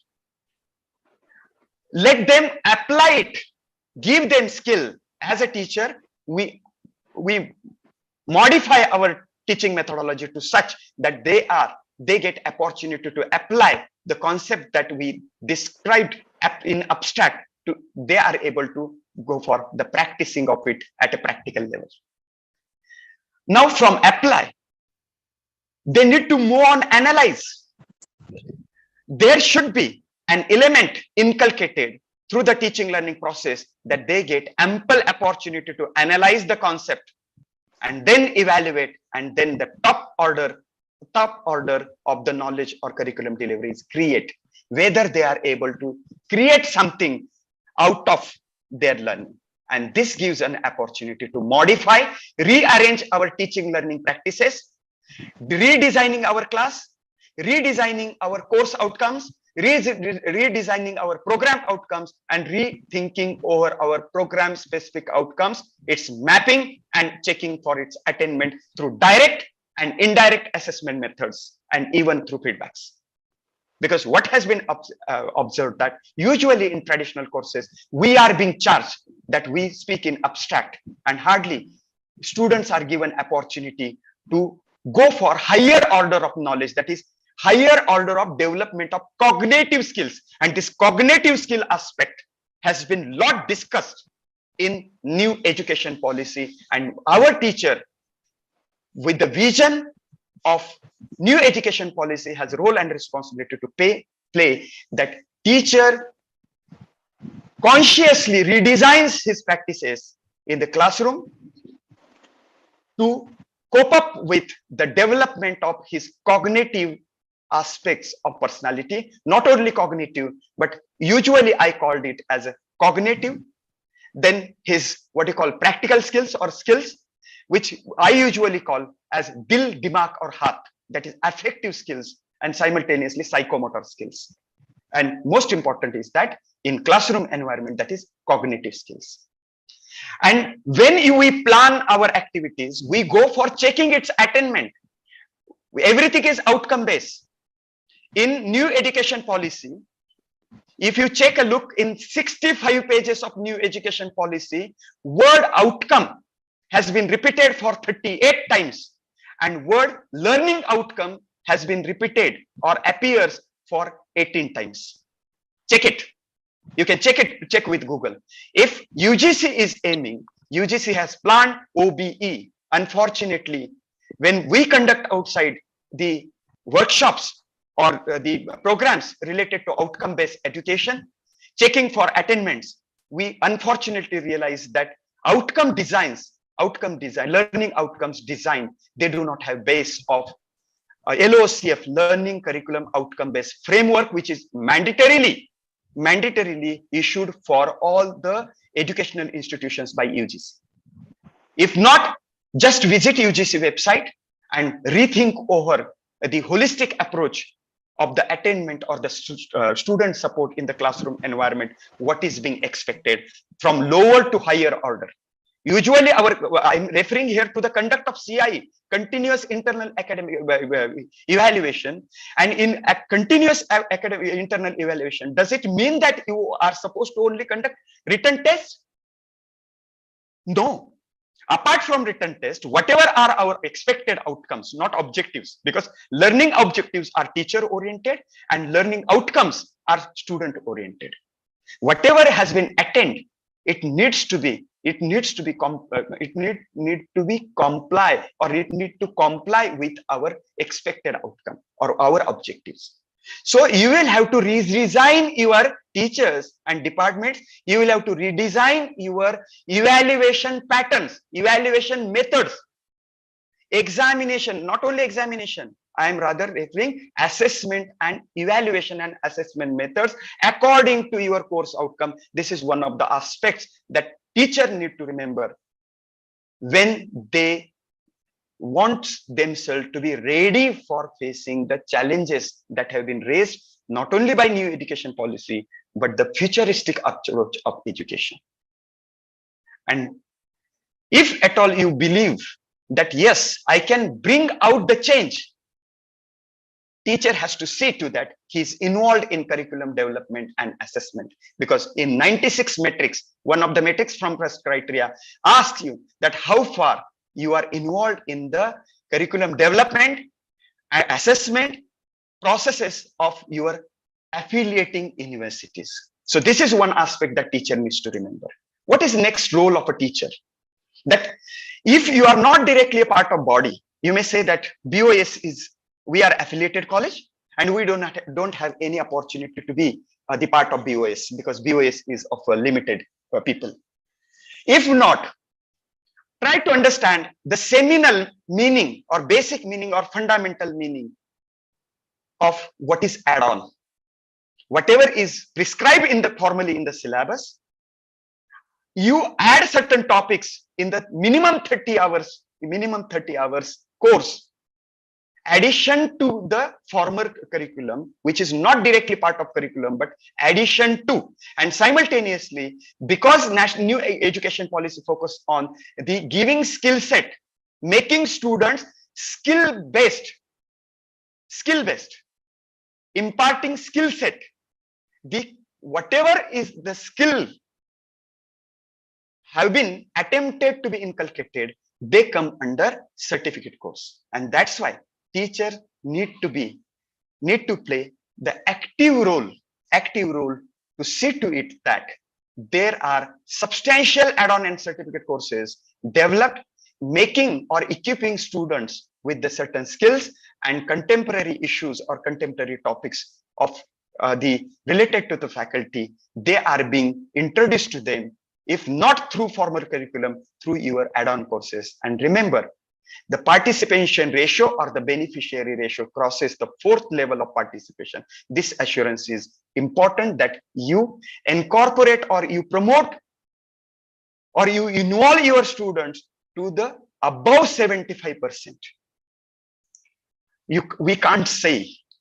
And if we see to it that out of 10,000 students, more than 7,500 students, above 7,500 students have been benefited by add-on and certificate courses.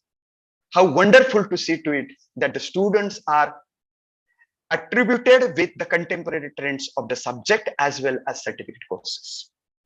Topic is becoming rather serious, but you can visualize I am not going away from even one question or one point which is not mentioned in 96 metrics of your SSR. Then when you design your teaching plan, you need to dissect the syllabus where you mark the cross-cutting issues that have been addressed in the syllabus. And these cross-cutting issues have been dealt separately, giving justice to the way they should have been given. And this third point that I have already mentioned, that if you are autonomous institution or university, you see to it that maximum, let it be mini project, let it be entrepreneurship, or let it be field project. Do not just claim, because university formally used to go for the third year or the final year student or final semester student with the some field project or internship. See to it that it is incorporated in maximum courses, that is called maximum subjects, maximum syllabus, so that the percentage is satisfactory, where you can claim that this is a part of the formal curriculum which is being prescribed. Now, it is our responsibility to look for the experiential learning or accommodate our teaching learning or change. That day, even when I was listening to TED Talk, beautiful aspect came up that we love teaching, but our student we might love lecturing, but our student might not love listening our lecturing. They might love participating in learning. They might love experiencing the abstract aspect which we are just telling in the classroom environment, that they might be expecting them to taking them practically to that particular industry or the location, if not physically, virtually. If one concept is not being accepted, because somebody might have told you about slow and advanced learning methodologies and how to go for its classification. That one level of students, suppose you are explaining things for very simplistically or just sticking yourself to the lower order of thinking, our smart student, smart learner might skip off the class thinking that he is not getting anything. And if you are considering only higher order learner, that our slow learner might discourage or might go away from us. So it is our responsibility to see to it that the activity or the teaching learning methodologies which have been planned must be incorporated or must be planned in such a way that it attracts our it attracts our smart learners. Because 20th century learners, it was derogatorily one of the statements with one senior educationalist I learned, that why the problem is, why the mess is. He said, in light mode, he said, don't take it seriously. What did he say?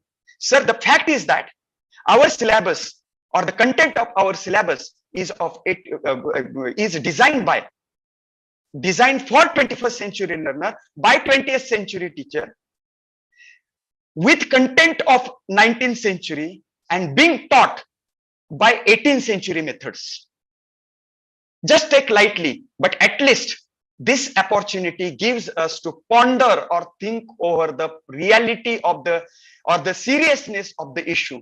What is it? That we need to rethink over the contemporariness, or what you call the practical applicability or practical application. Then how can we attract our smart learners? Because I know the reality.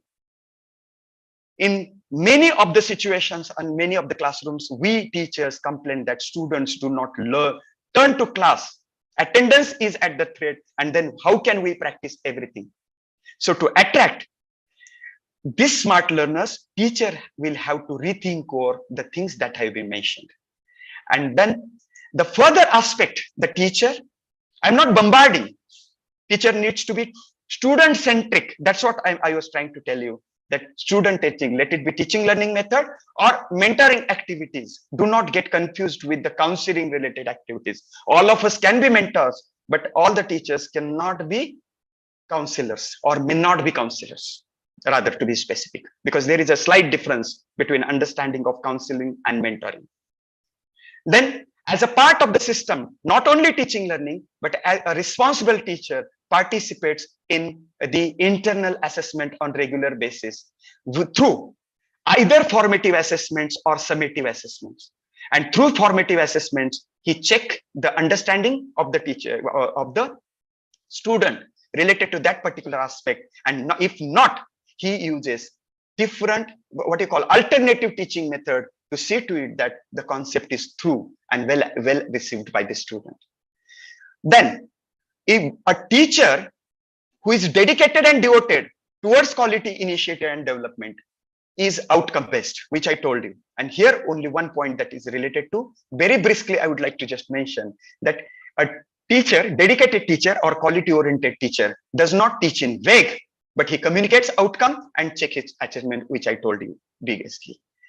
But not only that, the most important aspect is that we have rather restricted ourselves with the limited use of chalk and talk method, but we have diverted our attention or updated our attention to creating our educational resources, creating our smart classrooms, creating our Google class, creating our Microsoft class, any class. And not only through the physical classrooms, you use, or what you call the teacher dedicated. According to UGC, we go for blended mode of teaching learning. What is it? Blended mode of teaching learning, which includes simultaneously physical, say classroom teaching as well as virtual classrooms, virtual classroom teaching learning process. There you can create your online resources, send them to the students for rather better understanding. You upload them on the virtual platform, send them link, and simultaneously you go for some open educational resources which are not copyrighted without violating norm. You send useful links to the students and see to it that your students see your students watch them, your students use those resources which they might have missed. Now, if the teacher is to be called as synchronized to all the aspects related to the teaching learning process, how can we forget the aspects related to incubation in the NAC? That is, and simultaneously, how many of us have completed our highest degree which belong to research area? And for that, we pursue PhDs, we pursue PhDs and above degrees, and simultaneously we approach to government and non-government agencies for different research projects. There is a usual complaint that is coming up from teacher community. Already I have told you that that I am also teacher. I might also complain that these days major and minor research projects grants have not been issued. But is there any limited scope only for UGC's project? No. Even in and around us, there are so many industries, those who are eagerly waiting for their R&D through our research. The only thing is to give them assurance that if the research grant have been issued to them, issued to us by them, we will give the what you call practical or concrete output to out of those research. This is what the expectation of non-governmental agencies, and we have to raise ourselves to meet to the expectation of industry in general. It means pursuing PhDs, rewriting research articles, and simultaneously writing books.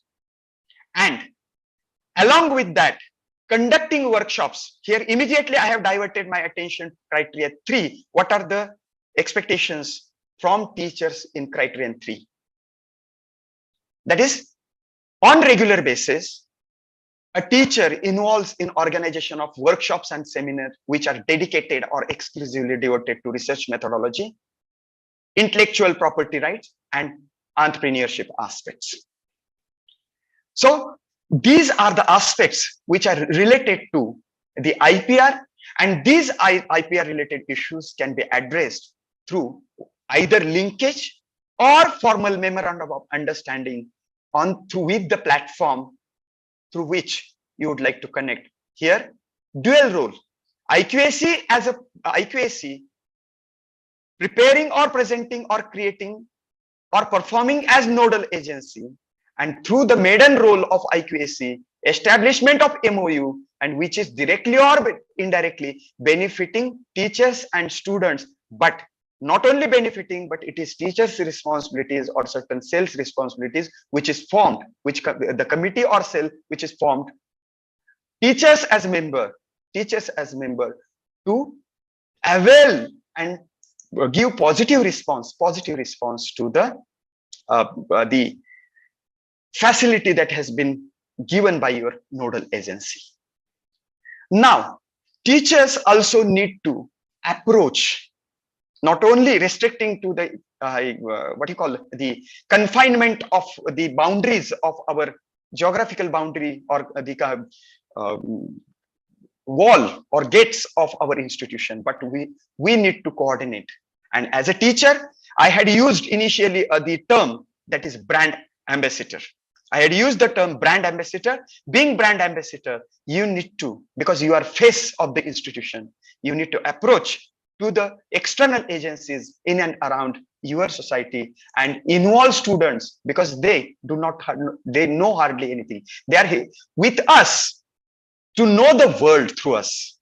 So we need to give them gravity. We need to prepare them mentally to participate in the external and outreach programs, because we need to give them a thought that they have to give something. They need to understand the reality of the society. They need to read society in real, and simultaneously they need to contribute to the society with their little effort, which is organized by the college under the either extension activity or student or faculty exchange programs.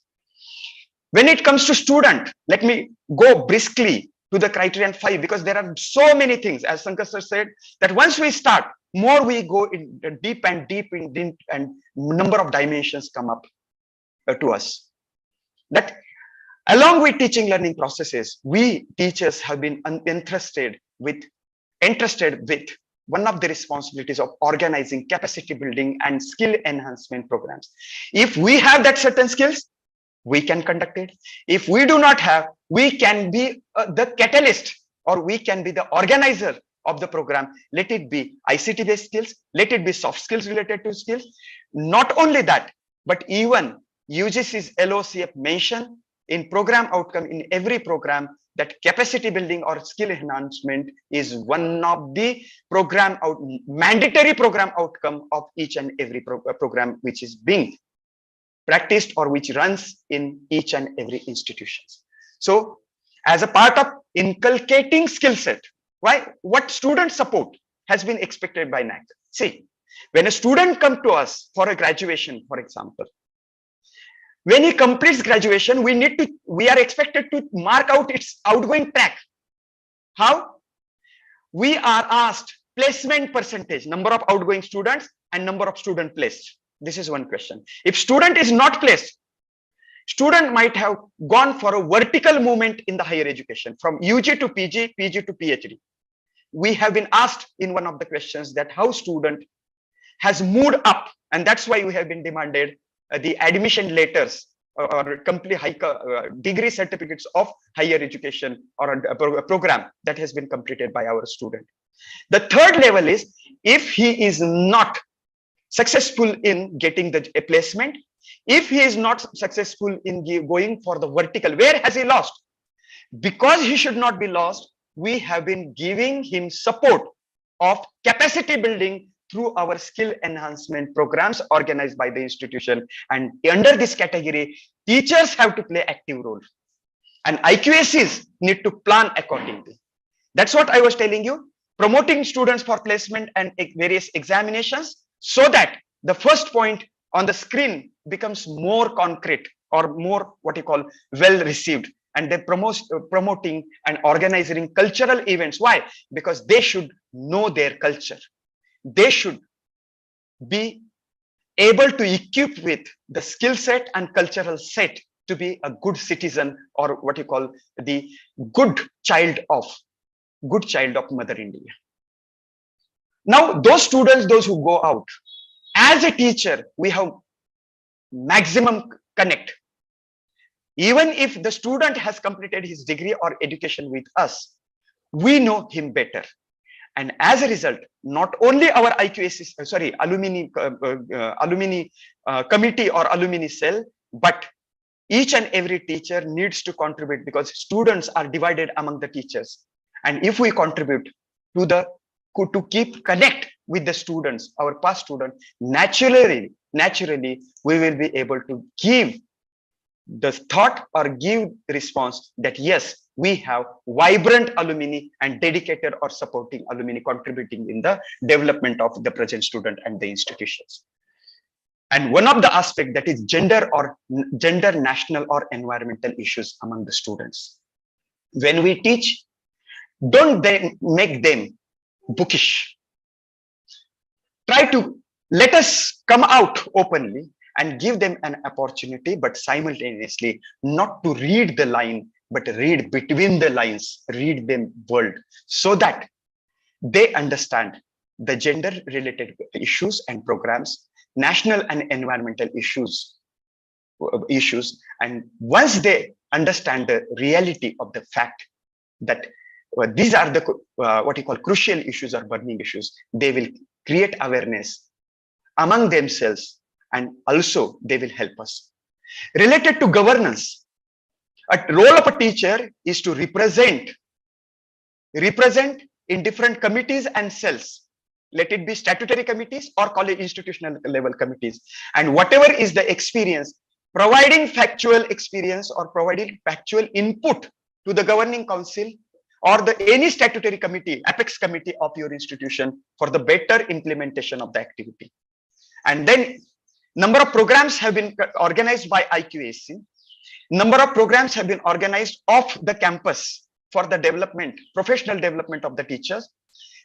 Teachers need to participate, and the more apex or the most important task or role of a teacher is to brand institution to the society until and unless we speak out positively about our institution, who else is going to speak positively? So well began, rather what you call positive say or positive image of our institution depends on our statements. And that's why we need to even assess ourselves or help our institution to locate my development or my contribution through the performance appraisals, which are being conducted every year. And not only that, but from our institutional or individual effort, that how we can go for financial contributions from different organizations or institutions. I know it is exactly 6 o'clock. I would like to just, because we have started late, almost 15 minutes, I had presented say of the time given to me. If the participant wants, I will continue. Otherwise, I will stop, because whatever time was told me. Ma'am, please. How much time do you need, Nanaware, sir? 10 minutes maximum. Okay, go ahead, Yes, please. you can go ahead, sir. Yes, if participant and all of you want, otherwise if it is going off the mark, because still 616 are there, I don't want to stretch your capacities and the challenge. We don't want to so nice of you, sir. So nice of you. Now, just want you to continue, sir. There are some comments, sir. Thank you. Okay, ma'am. Thank you very much. I would take just 10 minutes for the role of students. Although students are not there. Now, on this platform of 618, nobody would say that I'm student. I'm student of my institution and I'm participant. I am aware of the fact that all of us are teachers. But just remember here that the student that has been coming to us has not experienced the world. It is again the role of a student has to be shouldered by the teachers and different stakeholders of the institution to give them awareness and seriousness of their role. Twofold or double level function. And once the students are given awareness of their role, that beta, my child, this is your role, which can be communicated to them through different brand titles. What are the brand titles? Say, for example, the brand title like 1, learning attributes. Many institutions write their learning attributes or graduate attributes, that this is the skill set we expect you to attain. UGC has also mentioned in LOCF graduation descriptors, graduate attributes or learning descriptors. Now, in terms of teaching learning process, these aspects, but simultaneously, commitment is given by the institution and student responsibilities are also outlined. And these student responsibilities may include whatever we are going to discuss in another 10 minutes. And these student responsibilities might be displayed in some front pages or in the areas where usually students linger. They can be uploaded on the institutional website. They may be informed during the induction program that these are the responsibilities of the students toward learnings during their stay on the institution, let it be for 3 years or 2 years. Let it be let's be meditative on the issue. Instead of just informative, I would like to raise this presentation, or what you call thought process, which is being enforced on you. Let us raise this issue on the meditative level. Don't just listen and forget. Because students' role has to be played by the element who has to be made aware by teachers or other stakeholders. And somebody has to take responsibility. And better, we are connected. We as teachers are connected with our students to the maximum level. What is? We need to communicate or inform students, because I was telling you that in 4 level scales, 4%, 1, 2, 3, 4 level, above 75% participation in the classroom environment.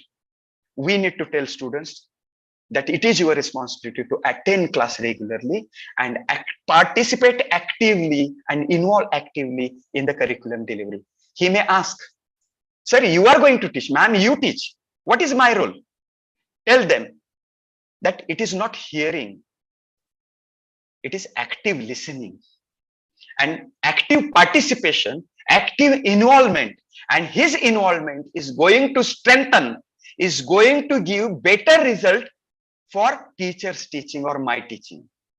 It means teachers teaching learning is being supported or being highlighted or being qualitatively increased by the participation of student. And this is what UGC has expected and NAC has supplemented. That student need not be passive listener, just physically present and one-sided bombardment. No, give them awareness, give them assurance that their participation is going to help them to shape their personality, not only holistically, but even culturally and professionally, getting at more and more knowledge. And some activity which is being conducted by you on regular basis might give him an opportunity to bring it out to the student as a source of earning for his lifetime. And this, I can quote you, for example, in one of the institutions, my friend that day was giving me with example when I visited his institution. In his under incubation cell, every year they organize, because it's a commerce college, they organize Prayas program, entrepreneurship Prayas. And they promote students to participate in some kind of activity which would involve their specialization, like say marketing, like say presenting, displaying, all types of business activities, and even budgeting also. And their stalls are set and different products are being displayed, which are created by or purchased by the students with certain budget. And for 3 days, the fair goes on, and finally students are supposed to give its audited statement and report. And believe me, my friend was telling with example that 10% of students have registered their business which they had displayed in college incubation cell activity, and it has become a part and parcel of their livelihood. And the supplementary support was given that they had registered their business, and even their business audited statements also were sent to were kept by the college, giving the proof that the seed was sown in the activity conducted by the institution. My dear friends, we may say that it is another activity. No. Our just single hand support or awareness hand support sometimes gives them such a strength and confidence, because our activity is a glimpse and strengthening and supporting and confidence giving step which they practice. And this is what one of the examples I wanted to go. And teachers or all the stakeholders, that students need to understand the importance of self-directed learning. When we practice different pedagogies, one of the aspects is self-directed learning, and practicing, give them assurance, guide them, and so that if we are successful in letting them knowing them their role of self-directed learning, automatically they perform. Now, we open certificate courses, we start add-on courses, but they must realize the importance of certificate courses and add-on courses. So,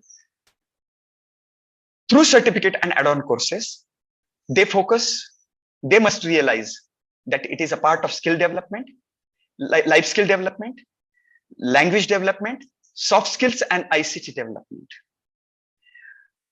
They should be made aware, and students should realize that their feedback counts a lot. Until and unless they write feedback authentically, first of all, they participate in the feedback process, and then they give their feedback authentically, there is hardly any scope for growth, scope for development, and rearranging the system according to the requirement, so that the the stakeholder satisfaction is being ensured. My dear friends, students' age is very different age, and all of us know that mischief is one of the aspects that is being realized, keeping students in control and giving them awareness of following disciplines. But if they are involved and if they are made aware, they certainly cooperate in the institutional efforts for developing learning level, maintaining discipline, telling positively about institution as you tell positively to outsider. Students also should speak positively, because where they learn, when they are going to speak positively, if they are satisfied, naturally they, and once they are given assurance that whatever activities are being conducted, whatever is being arranged, it is meant for their benefit. Believe me, smart learners come to you searching where you are sitting and where you are hidden. And although if you are sitting in front and if he's not satisfied, he may not accept, he may not waste his time. And that's why give him importance of blended learning, to participate, to go for technology adoption, to attend online lectures regularly, ask them to avail benefits of activities and support systems, let it be scholarships or let it be different programs, so that the percentage of participations of students in different activities will cross the fourth level, or what you call above 75%.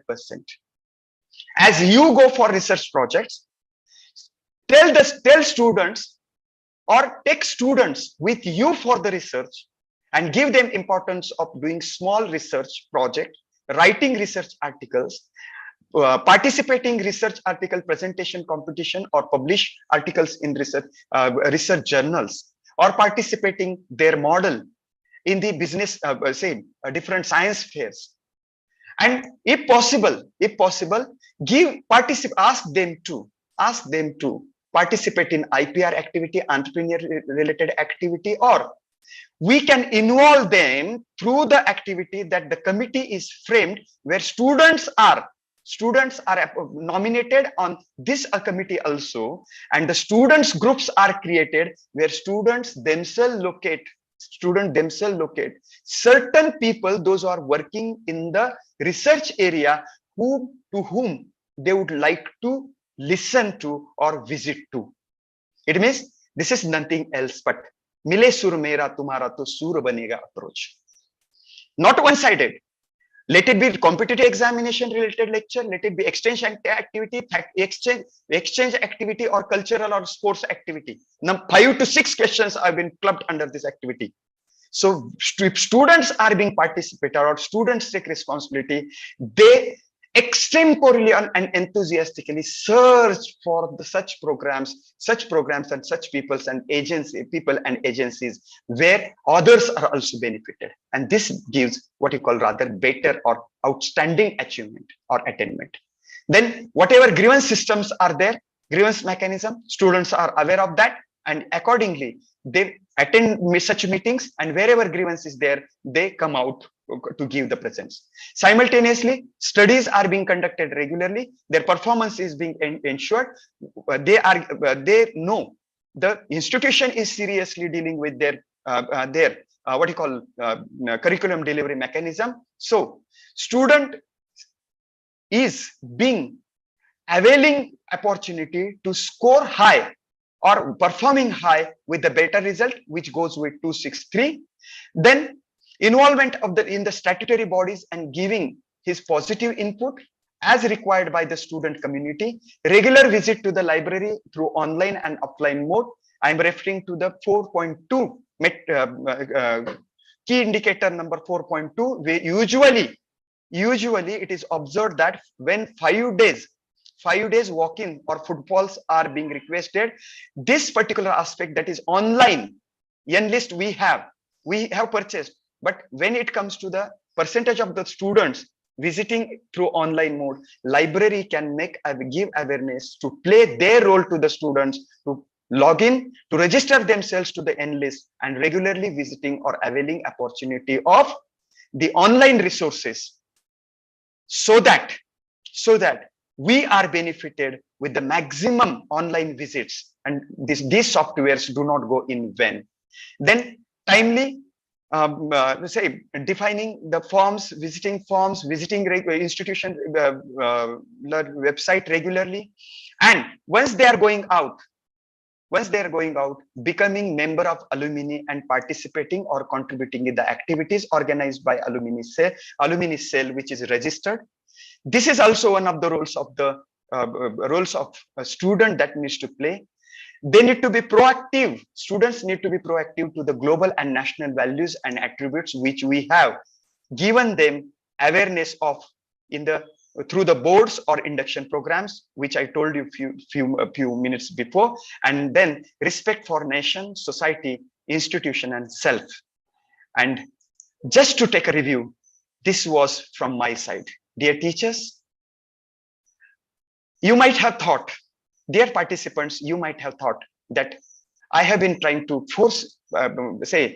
just focus on the role and responsibilities just for mint of teachers. But I do remember the examples of the best teachers in the history, and I'm also aware that we are dedicated teachers. Through us, we represent IQAC. IQAC has its role to play, responsibilities to play. There we contribute. Why I'm focusing, or why I'm rather highlighting teachers, because as teachers we contribute there also. As a faculty or teachers, we contribute in number of areas.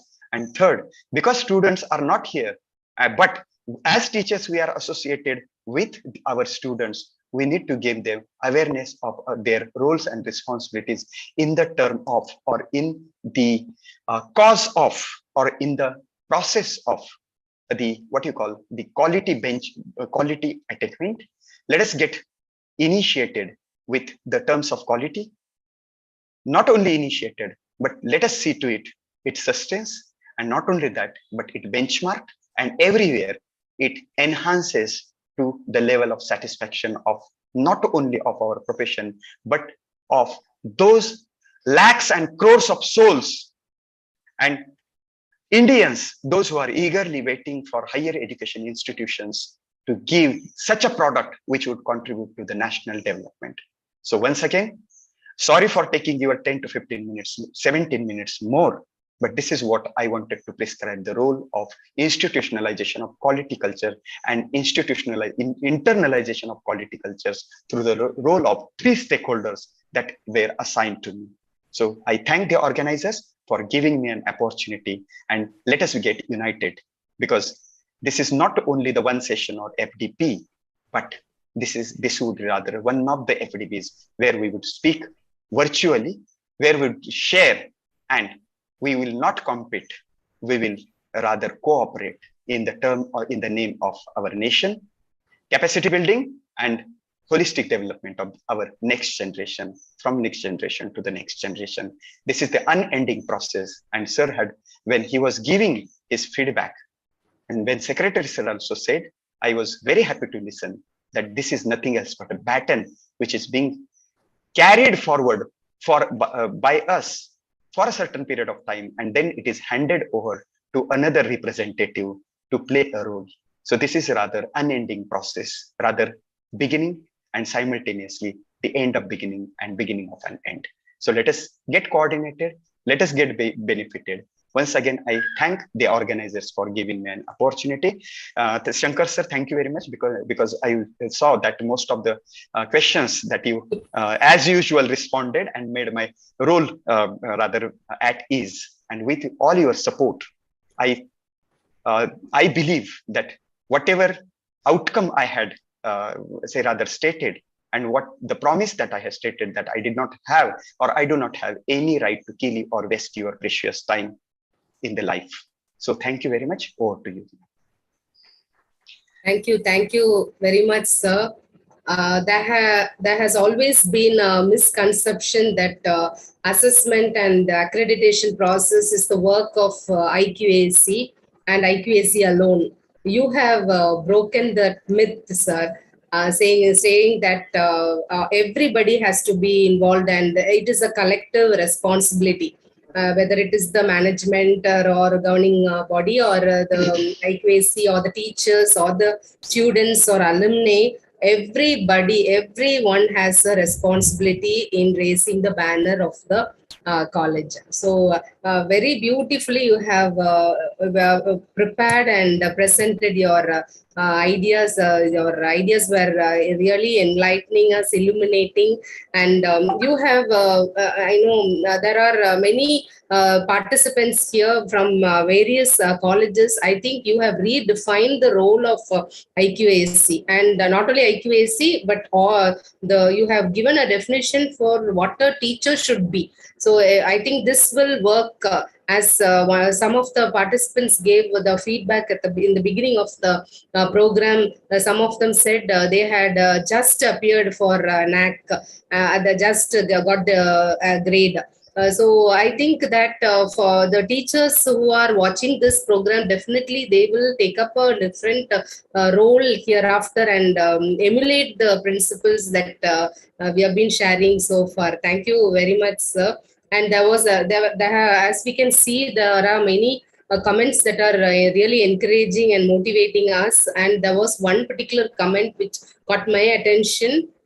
This FDP has set a benchmark for standards of excellence. So I'm very happy that and Sankar sir also and Ganguly sir also have mentioned of many times throughout the course of the FDP that following this collaborative activity, some other colleges also have taken it up. So we are extremely happy about all this, sir. And so once again, thank you very much, Deepak sir. And Sankar sir, again, you have made our work very easy. In fact, I started writing down the questions. Before I could complete it, there comes your answer. So and almost all the questions have been answered, I think, sir. One question. There are a couple of so questions which I think I don't know whether they went unanswered or I didn't notice. What are the types of capacity building programs? Yes. What we will do is I request, because it is high time, it is 6:20. I request all the participants, now you are member of IQAC Cluster Telegram group. Please post your all questions, and here on behalf of IQAC Cluster, I give you in advance 101% assure that all your queries will be solved, will be resolved, because already it is 6:20. So rather to put or answer it in what you call parts or partially, just my request, gentle request is to rewrite your question on Telegram app.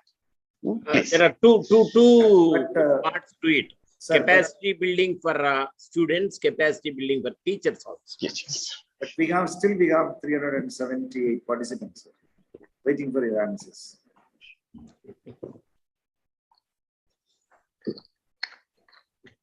More comment: divided by college, united by IQAC. Very nice to see such a comment, sir. Yes. When people are looking at us, IQAC people as villains, you know, when we see such comments, it's really encouraging. Yes, sir. Yes, sure.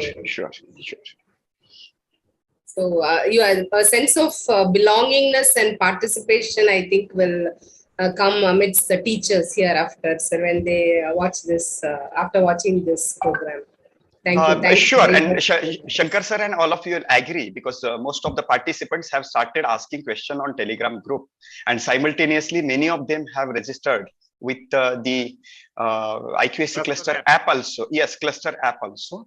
So already questions have been asked, and my request is there. Although you said, sir, sir, that 300 participants are here, but on Telegram group, not only 300 participants, but we have 3,700 participants. All of them will be benefited. So rather, more level of participation, more level of benefit, like capacity building. I can quote some, one or two because you have asked. I shall quote that capacity buildings directly goes with their skill building. Skill in terms of their specialization, and simultaneously life skills also. It includes life skills, continuous and lifelong learning programs also, ICT skills also. These are the broader areas, and under the broader area, we can enlist number of programs, which I repeat, it relates to their faculty or specialization, skills related to general skill set, or entrepreneurship skills, then skill set related to ICT. So these are the three broader areas. We can quote number of broader areas. And once, if I start then responding, you know, I may take more than 10-15 minutes. Okay, this is my problem. We don't mind, sir. Okay. Anyway, thank you. Thank you very much, sir, for being with us. And thank you, dear participants, for being with us for all these days. And there is a word for supplement one thing to what Deepak said. Any capacity building exercise is aimed at making the students or the staff or the college to survive, adapt, and also thrive in a fast changing world where AI is taking over. So capacity building strategies should have the same. Make the students ready for the 21st century. They should be in a position to thrive, adapt, and survive. This is the objective. With that in mind, you can formulate any capacity building exercise. Absolutely. This is another area which has been opened up. This can be the matter of separate presentation or separate session, basically. I'm restricting myself rather. And Shankar sir, I would love to listen to your feedback, because presenting in your presence is very challenging for me usually and satisfying your requirements. Deepak, as ever, see, you have excelled yourself. You have excelled yourself, and you have made things very easy. Not many questions relating to your presentation, but generalities have been touched upon. And if in future, the accreditation agencies will be permitted to operate in the place of NAC. In America and in other countries, there are several accrediting agencies. The IQAC cluster would also try to become one accrediting agency like NAC. And Deepak Nanaware will be the benchmark for the IQAC cluster. Thank you very much. Thank you very much. So one more question finally here. Can we take that question, sir? Okay, no issue, ma'am. Students are learners, not learned. How can they evaluate a faculty on academic aspects? Yes, sir, you can proceed, please, because you are extemporally reacted to it. Students know, you see, whether they are able to understand anything or not. See, outcome-based education, where Nanaware sir is an expert. Student should be in a position to know the outcomes of that particular course or the program. If after a class he is able to understand what the teacher taught, well, you see, he is a good teacher. If he is not able to understand anything about the topic touched upon by the teacher, you see, the student knows. It is a kind of assessment, no problem. To add to you, Shankar sir, the question has been asked by very say basic and fundamental and important question asked by Tirth Shankar sir, Dr. Tirth Shankar. Sir, I divided or distributed between two things aspect. One is learning objective and other is learning outcomes. And this is nothing from my side. This is from UGC circular, UGC notification or UGC LOC. Outcomes objectives are designed or for teachers, that this is my objective, that my student should be able to and learn at the end of my teaching. Now, what is my outcome? My outcome is what students have learned. Now, here it doesn't mean that student is judging teacher. Throughout our teaching, whatever we have assessed him through, whatever form, we have set our benchmark. Suppose, for example, out of my class, if average of class is 60%, I will consider it as an attainment. The students are not judging. Students have written their own examinations. Students have scored their marks and you have taken its average to check whether your average students or students of all average has crossed 60% or not. It means it is the result of your teaching learning process. They have not evaluated, but your teaching has been evaluated in the terms of outcome through the benchmark set from your side, evaluated or assessed through your existing evaluating mechanism. This is direct outcome. This is the direct answer. Second is indirect. This is direct attainment method. And second is indirect attainment method. On the basis of course outcome, you just ask students and they respond to you directly, but its ratio is not 50-50.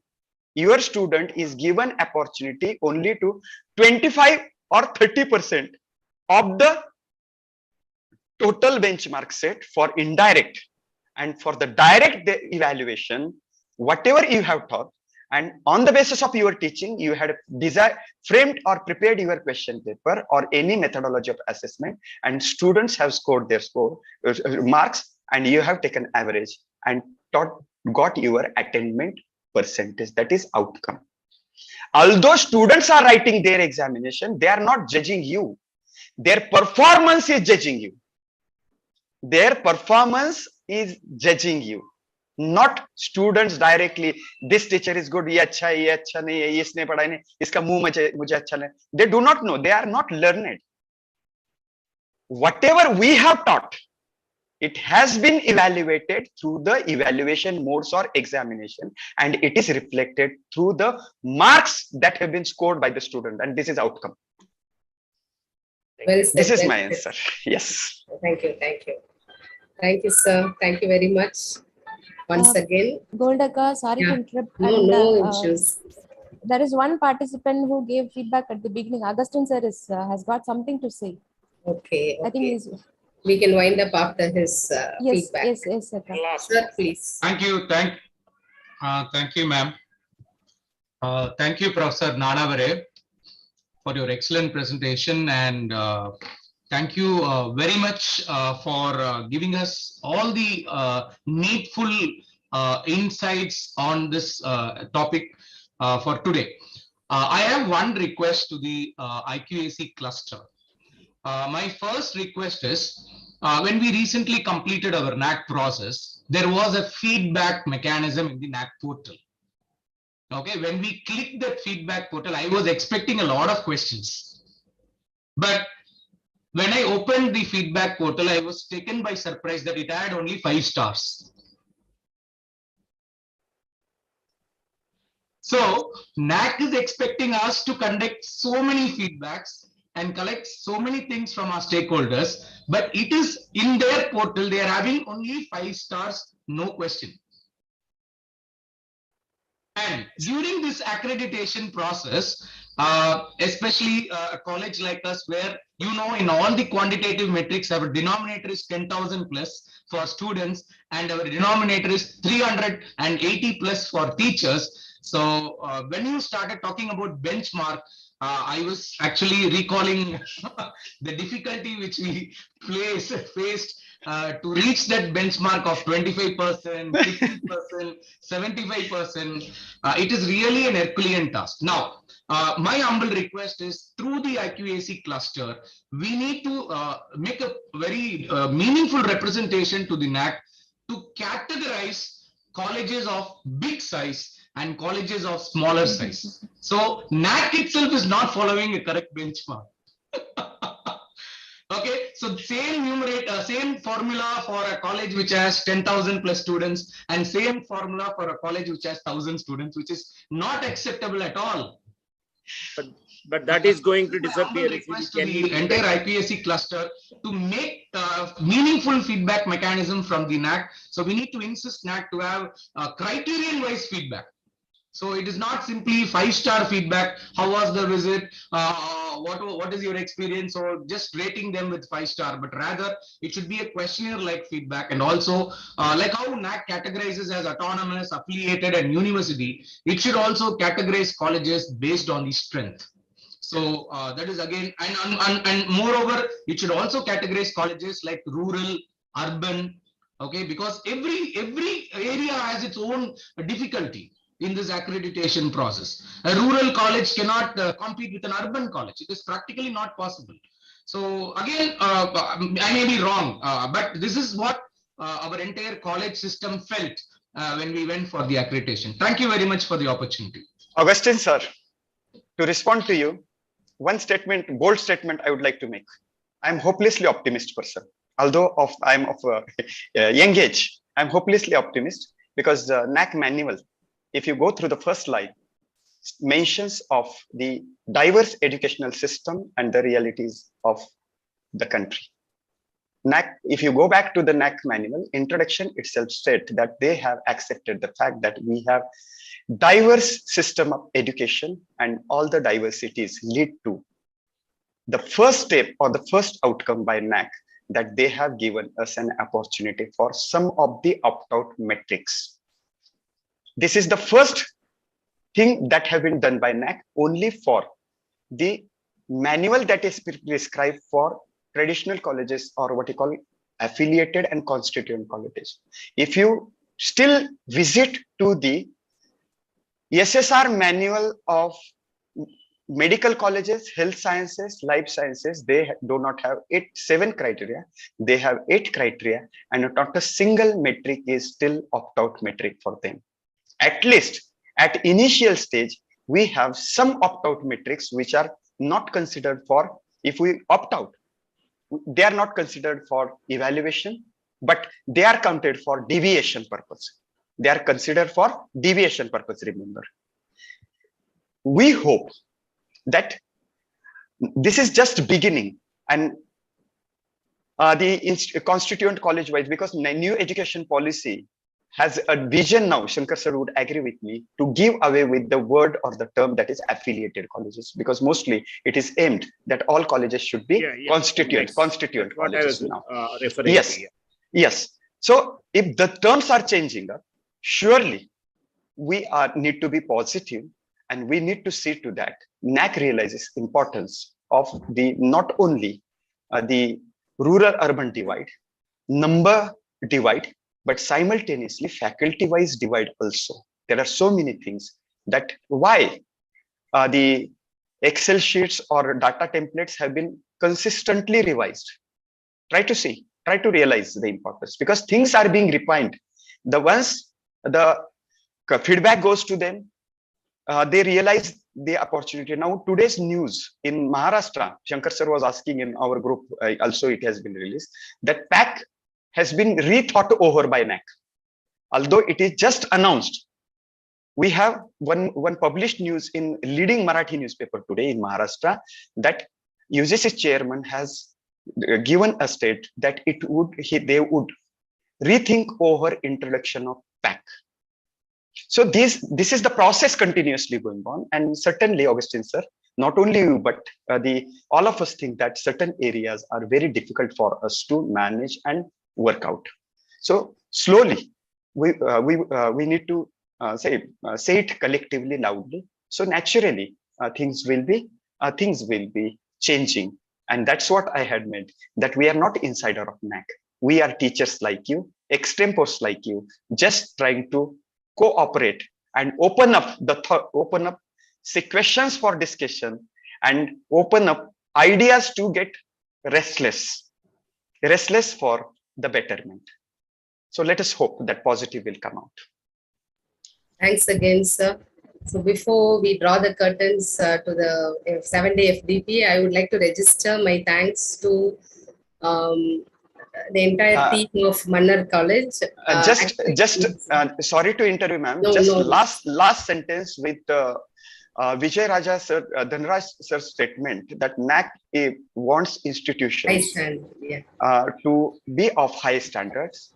NAC through these metrics, I would agree with him.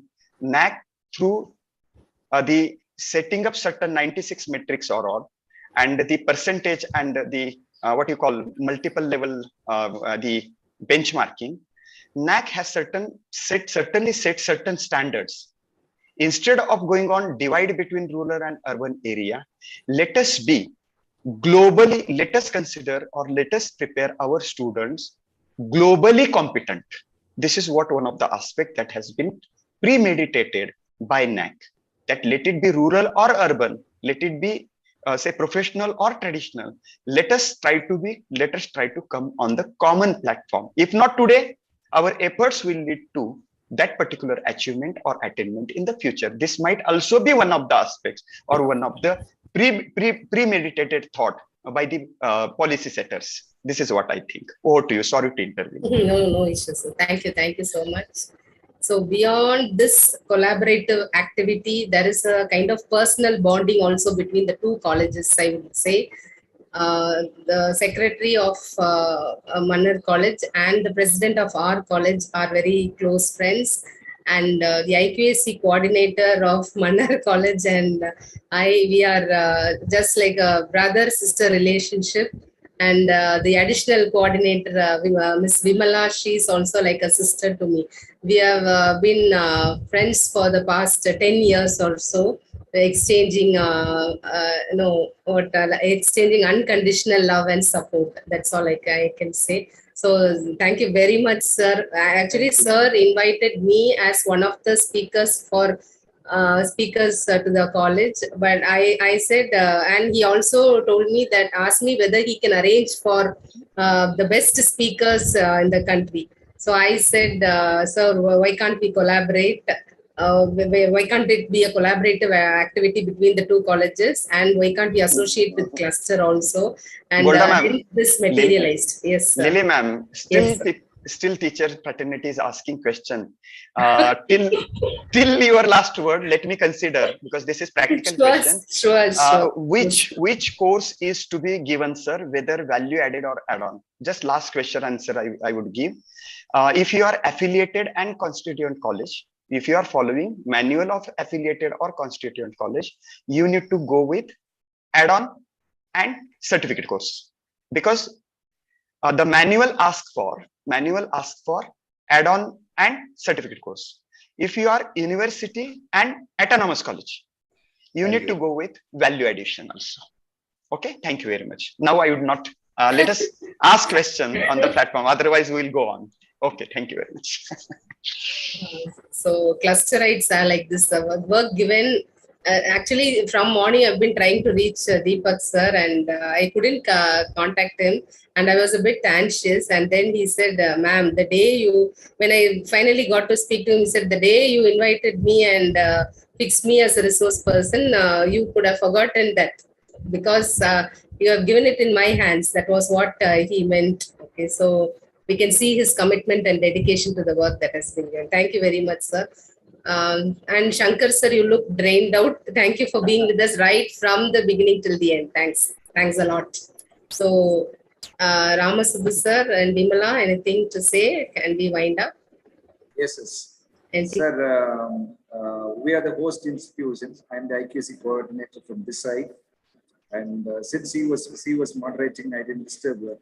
And since we all belong to the same department, I'll come back to you personally, sir.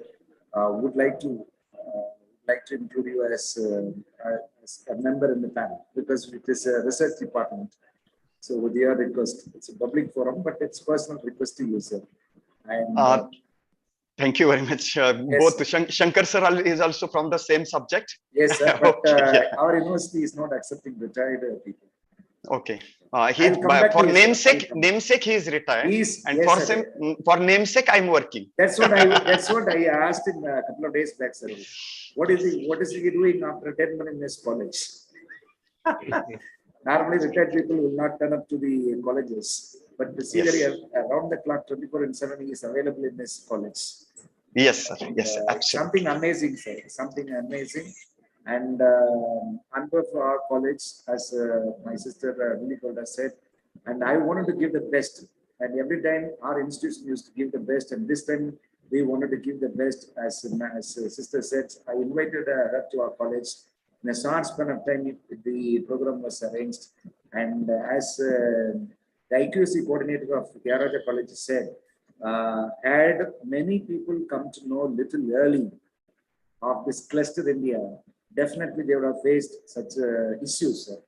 And many compliments, many people who know expressed their concerns, that expressed frankly, they said, honestly, they said, had they come little early, had they come to know about IQAC cluster, we would have felt this kind of freshness. So such a way that, you know, somebody said, no, it is like a movement for the quality of higher education in India. And we are extremely happy to get associated with the IQAC cluster in India. And we look forward to have more and more collaborations. And Absolutely. definitely all the institutions will come back to you. And definitely after the 7 days program, you would see that the numbers in the Telegram group will increase up to 500 to 600. That's our promise from our side, sir. And thank you so much, sir. Sankar sir, that you have been with us, as Madam said, said, right from the first minute to the last minute. So there are many things to be done with your support and blessings. And at the same, I tell you personally, sir, I'll come back to you personally because we are going for NAC accreditation in September. I'll come back to you, sir. So these few words on behalf of the organizers and the college and the principal and our beloved secretary, sir. I thank you all. Thank Sir, you, one second. Deepak sir. Thank you, Deepak sir. Sir, sorry to interrupt. Kangde sir is also there. Today, sir, are you there? Unmute him. Please.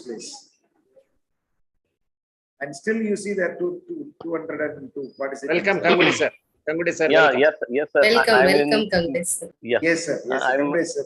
Thank I'm you in so the much, sir, program for your right from the presence. beginning today too. But actually, I'm in one of the family function, so I couldn't attend entire thing today. Doesn't matter. But it's very nice today that we are ending this particular program with this type of reaction from all the participants. Yes. It's very nice, and definitely cluster will help all colleges and every individual too at Yes. our level at best. So this is our promise. And actually, I don't want to go ahead because a lot of already it is 6:46, so I should stop here. Thank you all for kind cooperation. Thank you, sir. Thank you. Thank you all, Okay. sir. Thank you so much. Thank you all the participants that still you are Thank you, sir. staying back and stay tuned as. And thank you so much from Mannar Thirumalai Naicker College, Madurai. Madam, Thank you you. want to say something? Thank you very much, sir. Thank you from A.P.C. Mahalaxmi College as well. Yes. Thank you so much. Sir, Sankar sir, you want to say something? No, it's okay. Waiting. Yes, sir. Deepak sir, thank you so Good much. evening to you all. Good evening to Thank you all. you, sir. Bye. Sankar sir, thank you, sir. Sankar sir, Deepak sir, thank you, sir. Yeah, ma'am. Thank you all of you. Thank We'll you. come back to you, sir. Personally, we'll come back to you. Yes, sir. Thank you, sir. Most Yes, sir. welcome, sir. Thank Most you, sir. welcome. Thank you. Yes. Thank you, sir. Thank Radha ma'am, thank you. Thank Radha. you. Thank you. Bye. Sir Ramaswamy sir, bye. Thank you. Yes, we are not able to leave from Sudhakar. we are not able to leave from Yes, sir. Meeting will end as soon as. Sudhakar, Admin thank you so much sir has got something for to the ask to strong hold up. support. Yes, yes, admin and my friends, Murali and Prakash, Video on. and so happy that such a way they assisted us, and yes, somebody and said many of them have any also technical glitch, appreciated the technical support offered also. That's the way these Many of people them work. have appreciated that. Yes. Yes, Murali, and you also appear there. This is Murali, our technician. And Yes, another technician I have is, already met him, sir. Yes. Is Prakash. Yes, yes. Well done, guys. Yes, yes. Such a way they have taken care of the program, the entire program. Admin, you can also show your face from Bangalore. Sorry, sir. I am in Sunday uniform. Thank you. All the best. See you then. Thank you so much, Sudhakar, for the strong support and others. Thank you. See you. No, it's Bye, a team effort, ma'am. All entire equipe WhatsApp group team is backbone for all of us. Yes, yes. Responding to all the queries. Prakash sir, we can end the meeting. Yes, yes. Please take care. All the best. See you then. Bye. Bye, sir. Bye. Thank you.